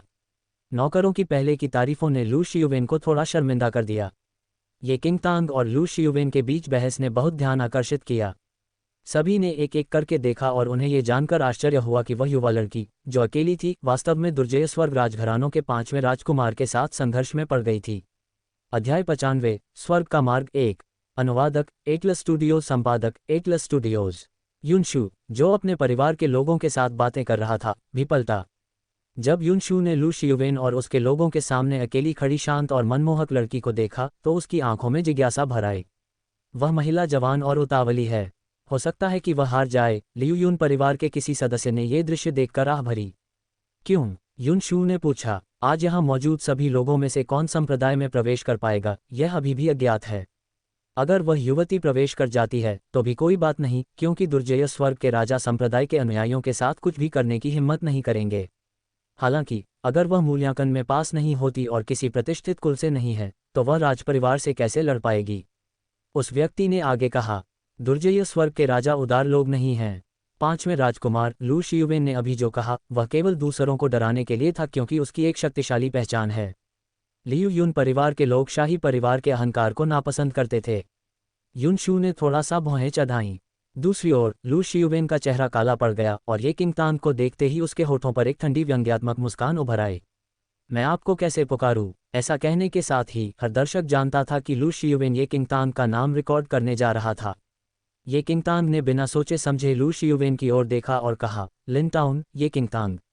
बिना किसी हिचकिचाहट के ये किंगतांग ने सीधे अपना नाम और मूल स्थान बताया। लू शियुवेन ने उपहास किया, ये किंगतांग है ना? मैं इसे याद रखूंगा। ये किंगतांग हंसा, तुम्हें इसे अच्छी तरह याद रखना चाहिए। वह अंततः इस नाम को लू शियुवेन के लिए दुर्स्वप्न बनने देगी। लू शियुवेन ने अपनी आंखें थोड़ी सिकोड़ लीं। तुम्हें दुआ करनी चाहिए कि तुम इस परीक्षा में पास हो जाओ, वरना। लू शियुवेन ने अपनी बात पूरी नहीं की, लेकिन सबको पता था कि क्या होने वाला है। बहुत से लोग मन ही मन ये किंगतांग के लिए आहें भरते थे। संप्रदाय का मूल्यांकन आसान नहीं था और हर साल असंख्य लोगों को संप्रदायों द्वारा अस्वीकार कर दिया जाता था। अब जबकि लू शियुवेन ने ये किंगतांग से उसका नाम पूछ लिया था, तो शायद वह भविष्य में उसे आसानी से नहीं छोड़ेगा। ये किंगतांग पर एक और नज़र डालते हुए लू शियुवेन ने मुड़कर अपने अनुचरों के समूह को ले लिया। बिना अपने बगल में किसी को ये बताना भूले, शाही भाई से कहो कि इस ये किंगतांग की जांच करें। हाँ, ये किंगतांग अभी भी बहुत छोटी है। दृश्य को देखने के बाद लियू परिवार के लोगों को और भी अधिक लगा कि ये किंगतांग को अपनी पहचान उजागर नहीं करनी चाहिए थी। हालांकि युन शू हंसा, शायद इसलिए कि उसे भरोसा है कि वह मूल्यांकन में पास हो जाएगी। क्या संप्रदाय का मूल्यांकन इतना आसान है? अगर आप भी हों तो भी पास होने की कोई गारंटी नहीं है। उस लड़की की तो बात ही छोड़ दीजिए। युन शू ने बिना कुछ और कहे हंस दिया, हालांकि उसने सहज रूप से किंगतांग पर थोड़ा ध्यान दिया। हर मिनट और सेकंड के साथ समय बीतता गया। शिखर पर बादलों की परतों के भीतर से एक तेज रोशनी अचानक चमक उठी। सुनहरी रोशनी ने मिलकर एक काल्पनिक रास्ता बनाया जो शिखर को बादलों से जोड़ता था। स्वर्ग का मार्ग। जैसे ही लोगों ने सुनहरी रोशनी देखी, उनकी सांसें रुक गईं। संप्रदाय में प्रवेश करने के लिए उन्हें स्वर्ग के मार्ग पर कदम रखना आवश्यक था। लगभग उसी समय सभी उच्च कुशल अभ्यर्थियों ने मौन एकाग्रता से अपने सामने प्रकाश पर अपनी आंखें गड़ा दीं। आगे बढ़ो। लियू यून परिवार के लोगों ने युन शू के कंधे थपथपाए। सिर हिलाकर युन शू तुरंत स्वर्ग के रास्ते की ओर चल पड़ा। शिखर पर खड़े उम्मीदवार भी आगे बढ़े। उनकी आंखों के सामने बस एक पवित्र प्रकाश किरण थी, एक भी कदम नहीं। हर कोई उलझन में था कि स्वर्ग के पौराणिक पथ पर स्थिरता से कैसे चलें। स्वर्ग के मार्ग पर चलो और किसी संप्रदाय में शामिल हो जाओ, ये वाक्य तो सभी जानते थे। हालांकि स्वर्ग का मार्ग उनकी आंखों के सामने था, उन्हें समझ नहीं आ रहा था कि क्या करें। अध्याय 96, स्वर्ग का मार्ग 2। अनुवादक एटलस स्टूडियो, संपादक एटलस स्टूडियोज। स्वर्ग का मार्ग केवल संप्रदाय के लोगों के लिए ही बनाया गया था। यदि कोई उस मार्ग पर स्थिरता से चल भी न सके तो उसके लिए संप्रदाय में प्रवेश करना संभव नहीं था। यह सबसे सरल कदम था, लेकिन यह संप्रदाय मूल्यांकन की शुरुआत भी थी। किसी ने भी आगे बढ़ने की हिम्मत नहीं की, क्योंकि उन्हें गहरा डर था कि वे एक छोटी सी गलती के कारण ऐसा दुर्लभ अवसर खो देंगे। तथापि इस प्रकाश किरण में वे कहाँ कदम रख सकते थे। उस समय सभी ने आगे बढ़ने का साहस नहीं किया और चारों ओर सन्नाटा छा गया। तथापि एक दुबली पतली आकृति खामोश भीड़ से बाहर निकली और पवित्र प्रकाश के नीचे चली गई। ये किंगतांग स्वर्ग के मार्ग के आरंभिक बिंदु पर असाधारण रूप से शांत मन से खड़ी थी और क्षितिज से जुड़ती रोशनी को देख रही थी। जुवानलिंग संप्रदाय, वह फिर से वापस आ गई थी। अगले ही पल ये किंगतांग ने शांत भाव से धीरे से अपने पैर ऊपर उठाए। जैसे ही उसके पैर की उंगलियां प्रकाश में आईं, उसके पैरों के नीचे एक सुनहरा प्रभामंडल एक सुनहरे कमल के रूप में बन गया, जो जमीन पर उतरते ही पैरों को सहारा दे रहा था। हर कदम पर कमल। ये किंगतांग के पैरों के नीचे हथेली के आकार के पारदर्शी सुनहरे कमल को देखकर सभी की आंखें आश्चर्य से भर गईं। हालांकि ये किंगतांग ने उन लोगों पर ध्यान नहीं दिया और केवल चुपचाप स्वर्ग के रास्ते पर चली गई, जिससे वह अधिक परिचित नहीं थी। ये किंगतांग को पवित्र प्रकाश में ऐसे चलते देख मानो वह समतल जमीन पर चल रही हो, सब लोग दंग रह गए। वह जहां भी अपना पैर उठाती, एक कमल का फूल खिल जाता। ये कमल, जो एक के बाद एक ऊंचे होते जा रहे थे, मानो एक एक करके बिछाई गई सीढ़ियों की तरह थे, जो एक इंसान के पैर रखने पर दिखाई देते और उसके पैर रखते ही बिना किसी निशान के गायब हो जाते। दूर से देखने पर ऐसा लग रहा था मानो ये किंगतांग हवा में तैर रही हो और उसके ऊपर पवित्र प्रकाश की वर्षा हो रही हो और वह सुनहरे कमलों पर कदम रख रही हो। इस चमत्कारी दृश्य ने कई उम्मीदवारों को स्तब्ध कर दिया, और यहाँ तक कि वे लोग भी जो उम्मीदवारों के साथ वहां गए थे और जिनकी ये किंगतांग के बारे में कोई अच्छी धारणा नहीं थी, वे भी ये किंगतांग की संयमितता से आश्चर्यचकित थे। वह इतनी शांत और संयमित थी मानो वह इस रास्ते पर बार बार चल रही हो। पलक झपकते ही ये किंगतांग जमीन से 10 मीटर दूर जा चुकी थी। सभी लोग आश्चर्य से होश में आए और तुरंत चल पड़े। जो लोग पहले आगे बढ़ने से डर रहे थे, वे तुरंत आगे बढ़े, ये किंगतांग की नकल की और पवित्र प्रकाश में आगे बढ़े। जब उनके पैरों के नीचे पहला कमल बना, तो कई लोगों के दिल धड़क उठे और उन्होंने सहज रूप से चलना जारी रखने के लिए दूसरा पैर उठाया। तथापि धमाका, जो व्यक्ति सबसे अधिक चिंतित था, उसने हवा में कदम रखा, उसके पैरों के नीचे का कमल गायब हो गया और वह सीधे फर्श पर गिर पड़ा। क्या हुआ? गिरे हुए व्यक्ति के चेहरे पर उलझन के भाव थे। उसने अपने पैरों के नीचे कमल का फूल बनते साफ देखा। फिर जब वह नीचे उतरा तो वह गायब क्यों हो गया? आगे बढ़ने वाले सभी लोग एक कदम भी आगे नहीं बढ़ पाए और ज़्यादा से ज़्यादा 2-3 कदम चलने के बाद ही गिर पड़े। वे स्वर्ग के रास्ते पर नहीं चढ़ पाए और कीचड़ में धंसकर गिर पड़े। सभी लोग तुरंत उदास हो गए। ये किंगतांग स्वर्ग के रास्ते पर इतनी आसानी से क्यों चल सकता है, जबकि वे इतने क्षतिग्रस्त हैं? युनशू ने आगे बढ़ने की कोई जल्दी नहीं की। बस एक पल देखने के बाद उसने कुछ गहरी सांसें लीं, अपने दिल को शांत किया और स्वर्ग के रास्ते पर कदम बढ़ा दिया। उसके पैर के नीचे एक कमल खिल गया। हालांकि वह थोड़ा अस्थिर था, फिर भी बहुत जल्दी स्थिर हो गया।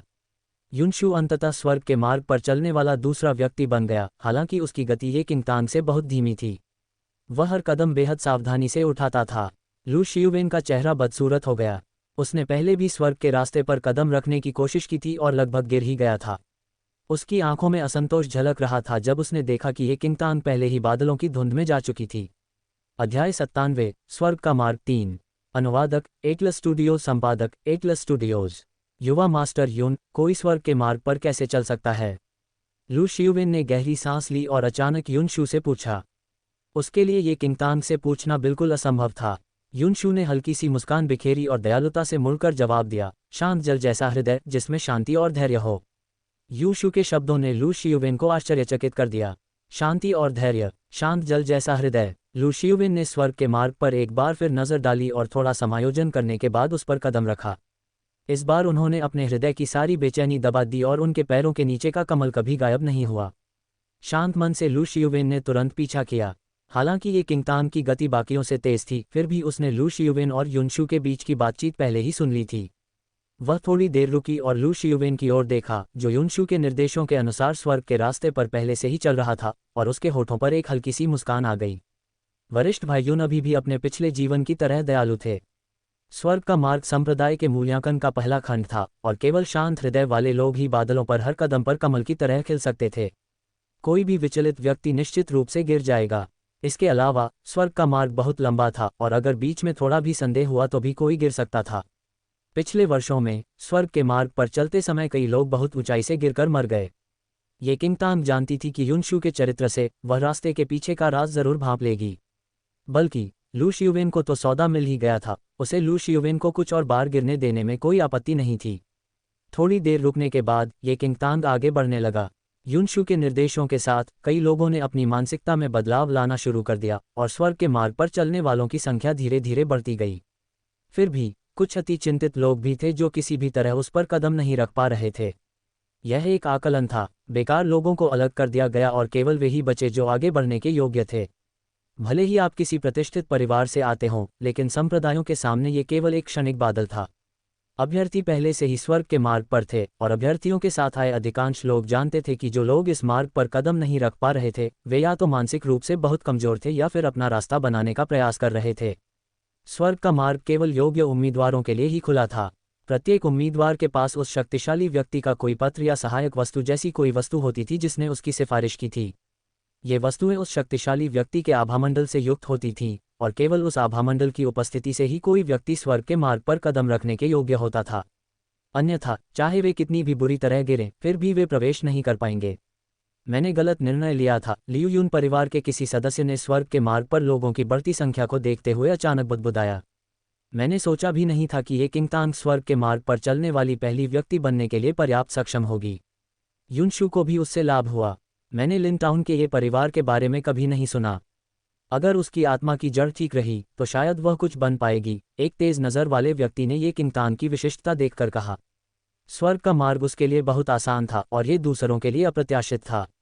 स्वर्ग के मार्ग पर हर कदम सावधानी से रखना पड़ता था। जितना ऊपर चढ़ते थे उतनी ही उनकी भावनाएं शांत होनी चाहिए थीं। जमीन से 100 मीटर से ज्यादा दूर होने के कारण अगर कोई गिरता तो उसकी मौत निश्चित थी। हर कोई सतर्क था और कई लोग तो दूर पहुंचने से पहले ही पसीने से लथपथ हो गए थे। सिर्फ ये किंगतांग इत्मीनान से चल रही थी, मानो मस्ती से नाच गा रही हो। बीच बीच में वह अपने आसपास उड़ते हुए पक्षियों को देख लेती थी। उसकी प्रसन्नता और संतुष्टि भरी मुद्रा देखकर पीछे बैठे उम्मीदवार चिढ़कर दांत पीस रहे थे। कौन जानता था कि वह छोटी लड़की कहाँ से थी जो स्वर्ग के रास्ते पर इतनी इत्मीनान से चल रही थी मानो वह अपने ही आंगन में टहल रही हो। अध्याय 98 स्वर्ग का मार्ग 4। अनुवादक एटलस स्टूडियो, संपादक एटलस स्टूडियोज। कुछ समय बाद ये किंगतांग अंततः स्वर्ग के मार्ग के अंत तक पहुंच गया। बादलों के ऊपर एक तेज रोशनी चमक रही थी। बादलों पर एक भव्य महल खड़ा था। उसमें खुले मंडप और छतें थीं और आसपास के पेड़ों की छाया थी। सूरज की रोशनी में ऐसा लग रहा था मानो संप्रदाय के पीछे से पवित्र प्रकाश चमक रहा हो। यदि किसी ने इसे व्यक्तिगत रूप से नहीं देखा है तो वह ये कल्पना करने में असमर्थ होगा कि संप्रदाय वास्तव में बादलों की परतों के ऊपर स्थित था। इसमें कोई आश्चर्य नहीं कि आम लोगों को कभी पता ही नहीं चला कि ये संप्रदाय कहाँ हैं। कोई भी यह जान सकता है कि संप्रदाय के भीतर शक्तिशाली लोग कितने डरावने थे कि वे बादलों पर एक संप्रदाय का निर्माण कर सकते थे और उसमें हजारों शिष्यों को शामिल कर सकते थे। स्वर्ग के मार्ग के अंत में जुवानलिंग संप्रदाय का मुख्य प्रवेश द्वार था, जिसके कई मीटर ऊंचे द्वारों पर विशाल ड्रैगन उकेरे गए थे। द्वार के बाहर हल्के नीले रंग का लंबा गाउन पहने एक अधेड़ उम्र का व्यक्ति द्वार के सामने खड़ा था। उसके पीछे जुवानलिंग संप्रदाय के कुछ अनुयायी थे। ये किंगतांग ने स्वर्ग के पथ पर चढ़ना समाप्त किया और बादलों पर कदम रखा जो नर्म लग रहे थे लेकिन वास्तव में बहुत स्थिर थे। मध्यम आयु वर्ग के व्यक्ति ने ऊपर देखा और ये किंगतांग के चेहरे पर एक नज़र डाली जिससे वह आश्चर्य से भर गया। स्वर्ग के रास्ते पर चलना मुश्किल था, खासकर उन लोगों के लिए जो पहली बार उस पर कदम रख रहे थे। उनके पैरों के नीचे कुछ भी नहीं था और चारों ओर देखने पर ऐसा लगता था कि वे आसमान में कई 100 मीटर ऊपर हैं। सिर्फ नज़ारा ही अपरिपक्व मन वालों को भी हड़बड़ाहट में डाल देने के लिए काफ़ी था। हालांकि अभी अभी उसने संप्रदाय के दरवाजे के बाहर से देखा कि यह युवती सबसे आगे चल रही थी। उसके कदम स्थिर थे और उसका व्यवहार सहज था। न तो घबराहट का कोई निशान था और न ही घबराहट का। बस इस पहली छाप ने मध्यम आयु वर्ग के व्यक्ति को संतुष्ट कर दिया। उसके पीछे वाला शिष्य आगे बढ़ा और कुछ भी कहने से पहले ये किंगतांग ने सचेत रूप से म्यूसू का पत्र उसे सौंप दिया। मध्यम आयु वर्ग के व्यक्ति ने पत्र प्राप्त करने के बाद ये किंगतांग की ओर एक बार फिर देखा और उसे हल्का सा सिर हिलाकर इशारा किया कि ये किंगतांग एक तरफ खड़ी हो जाए। ये किंगतांग तेज था। पीछे लोगों का एक बड़ा समूह अभी भी मुश्किलों से जूझ रहा था। काफी देर बाद युनशु दूसरा व्यक्ति था जो आखिरकार अंत तक पहुंचा। हालांकि वह शांत और स्थिर स्वभाव का था, फिर भी वह अपनी गति बढ़ाने की हिम्मत किए बिना बहुत सावधानी से इस रास्ते पर चल रहा था। युनशु के आगमन के साथ ही लू शियुविन और अन्य उम्मीदवार क्रमशः स्वर्ग के मार्ग पर चढ़ गए। जबकि 100 से अधिक उम्मीदवार आए थे, ये किंगतांग ने अनुमान लगाया कि केवल 100 लोग ही स्वर्ग के मार्ग पर चढ़ने में सफल हुए। स्वर्ग के मार्ग से कम दर्जनों लोग बाहर कर दिए गए। इन दर्जनों लोगों को अब किसी संप्रदाय में प्रवेश करने का अवसर नहीं मिला। आकाश का रंग देखकर संप्रदाय के द्वार के बाहर खड़े अधेड़ व्यक्ति ने धीरे से हाथ हिलाया और बादलों पर छिड़का पवित्र प्रकाश तुरंत लुप्त हो गया। इसके बाद संप्रदाय तक पहुंचने वाला स्वर्ग का मार्ग बिना किसी निशान के गायब हो गया। संघर्षरत लोग जो अभी भी आधे रास्ते पर थे, उन्हें सुनहरे कमलों द्वारा वापस जमीन पर गिरा दिया गया। चीखें और गिड़गिड़ाहट तुरंत ही हवा में गूंजने लगीं। संप्रदाय तक पहुंचने का मार्ग अब एक असाधारण इच्छा थी। ये किंगतांग की इस पर कोई खास प्रतिक्रिया नहीं थी क्योंकि उसने ऐसे दृश्य कई बार देखे थे। बहुत धन्यवाद। ये किंगतांग के पास अचानक एक आवाज़ गूंजी। उसने उलझन में देखा तो यूशु, जिसके गाल पसीने से हल्के से भीगे हुए थे, पता नहीं कब से उसके बगल में खड़ा था। तुम मुझे धन्यवाद क्यों दे रही हो? ये किंगतांग ने अपनी भौहें उठाईं और अपने पिछले जीवन की पुरानी दोस्त को देखा। युनशु ने हंसते हुए कहा, अगर मिस ये ने अभी पहला कदम न उठाया होता तो मैं स्वर्ग के मार्ग का रहस्य कभी नहीं समझ पाता। इसके अलावा युनशु ने मन को शांत रखने के लिए रास्ते में जानबूझकर ये किंगतांग पर नजरें गड़ाए रखीं। अपने पैरों के नीचे के नज़ारे को देखे बिना उसका मन स्वाभाविक रूप से शांत था। पीछे बैठे लोगों के लिए अगर कोई आगे बढ़ जाता तो यह आसान जरूर होता। हालांकि मूल्यांकन से पहले किसी ने इस बारे में कुछ नहीं कहा था। आखिरकार वे सभी संप्रदाय की जमीन पर एक दूसरे के प्रतिद्वंद्वी थे। ये किंगतांग ने यूशु की तरफ मुस्कुराते हुए देखा। आखिरकार ये सीनियर भाई यूं अपनी बहुत अच्छे इंसान होने की आदत से कब छुटकारा पाएंगे। अध्याय 99 संप्रदाय मूल्यांकन 1। अनुवादक एटलस स्टूडियो, संपादक एटलस स्टूडियोज। हालांकि युनशु का व्यक्तित्व हमेशा एक जैसा ही रहा। यही वजह थी कि उसने ये किंगतांग की पिछले जन्म में देखभाल की थी, जबकि उसके पास लगभग कोई संपत्ति नहीं थी। ये किंगतांग अपने पिछले जन्म के बारे में सोचकर हंसे बिना नहीं रह सकी। हालांकि जब उसे यूशु के पिछले जन्म की नियति याद आई तो उसकी आंखें अचानक उग्र हो गईं। बड़े भाई यू ने पिछले जन्म में एक बार उसे बचाया था। इस बार वह ये सुनिश्चित करेगी कि उसे जीवन भर किसी भी चीज़ की चिंता न करनी पड़े। युनशु को समझ नहीं आया कि ये किंगतांग क्या सोच रही है। उसने तहे दिल से उसका शुक्रिया अदा किया। हालांकि भयंकर और बुरी आंखों की एक जोड़ी ने ये किंगतांग और युनशु को देखा। लू शियुवेन ने आंखें मूंद लीं। उसके पास एक अच्छा खासा धन संपत्ति थी।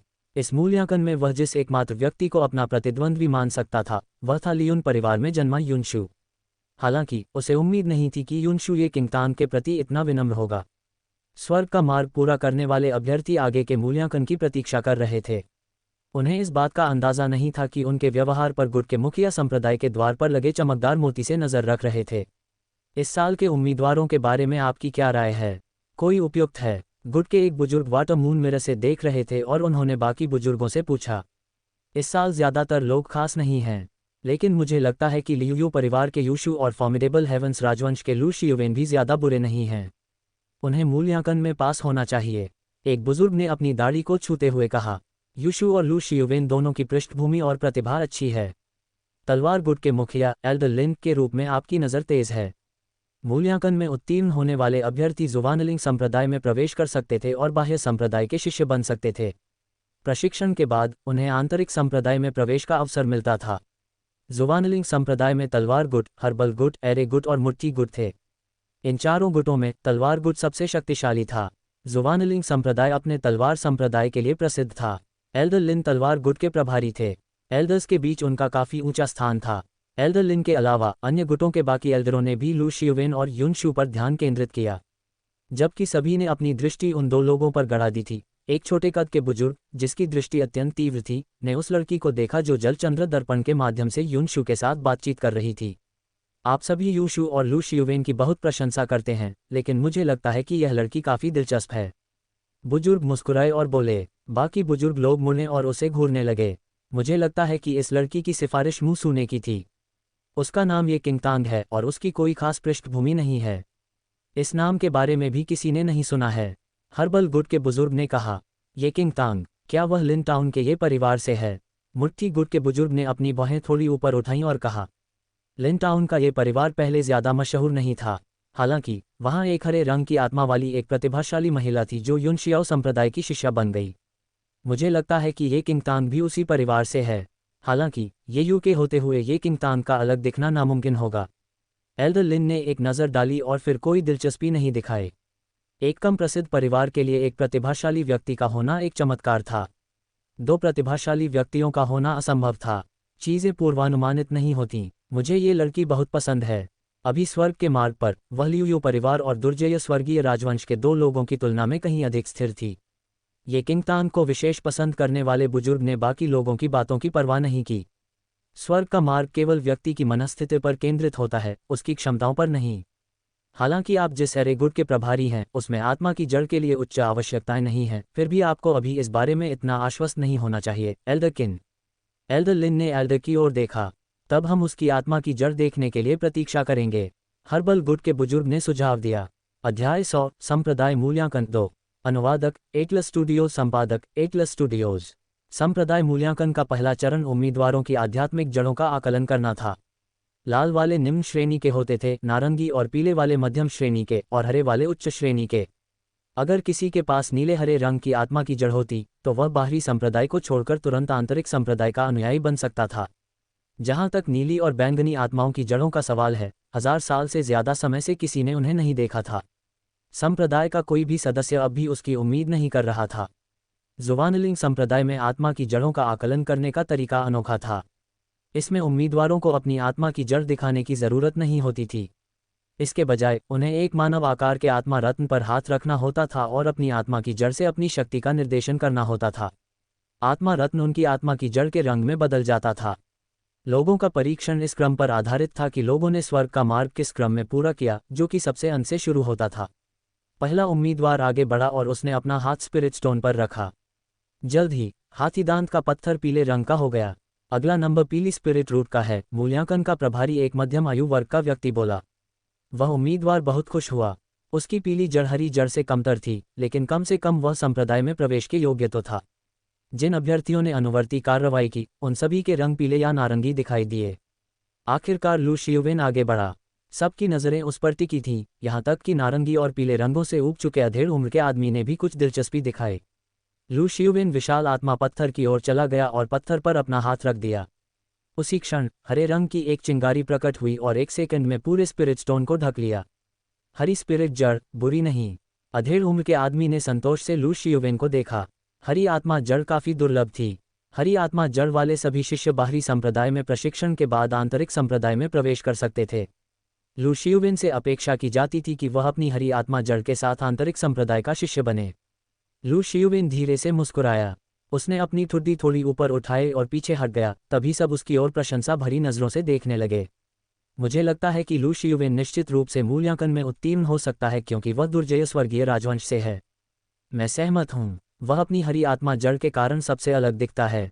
भले ही बाकी आकलन उम्मीद के मुताबिक न हो, उसकी आत्मा जड़ उसे संप्रदाय में शामिल कर लेगी।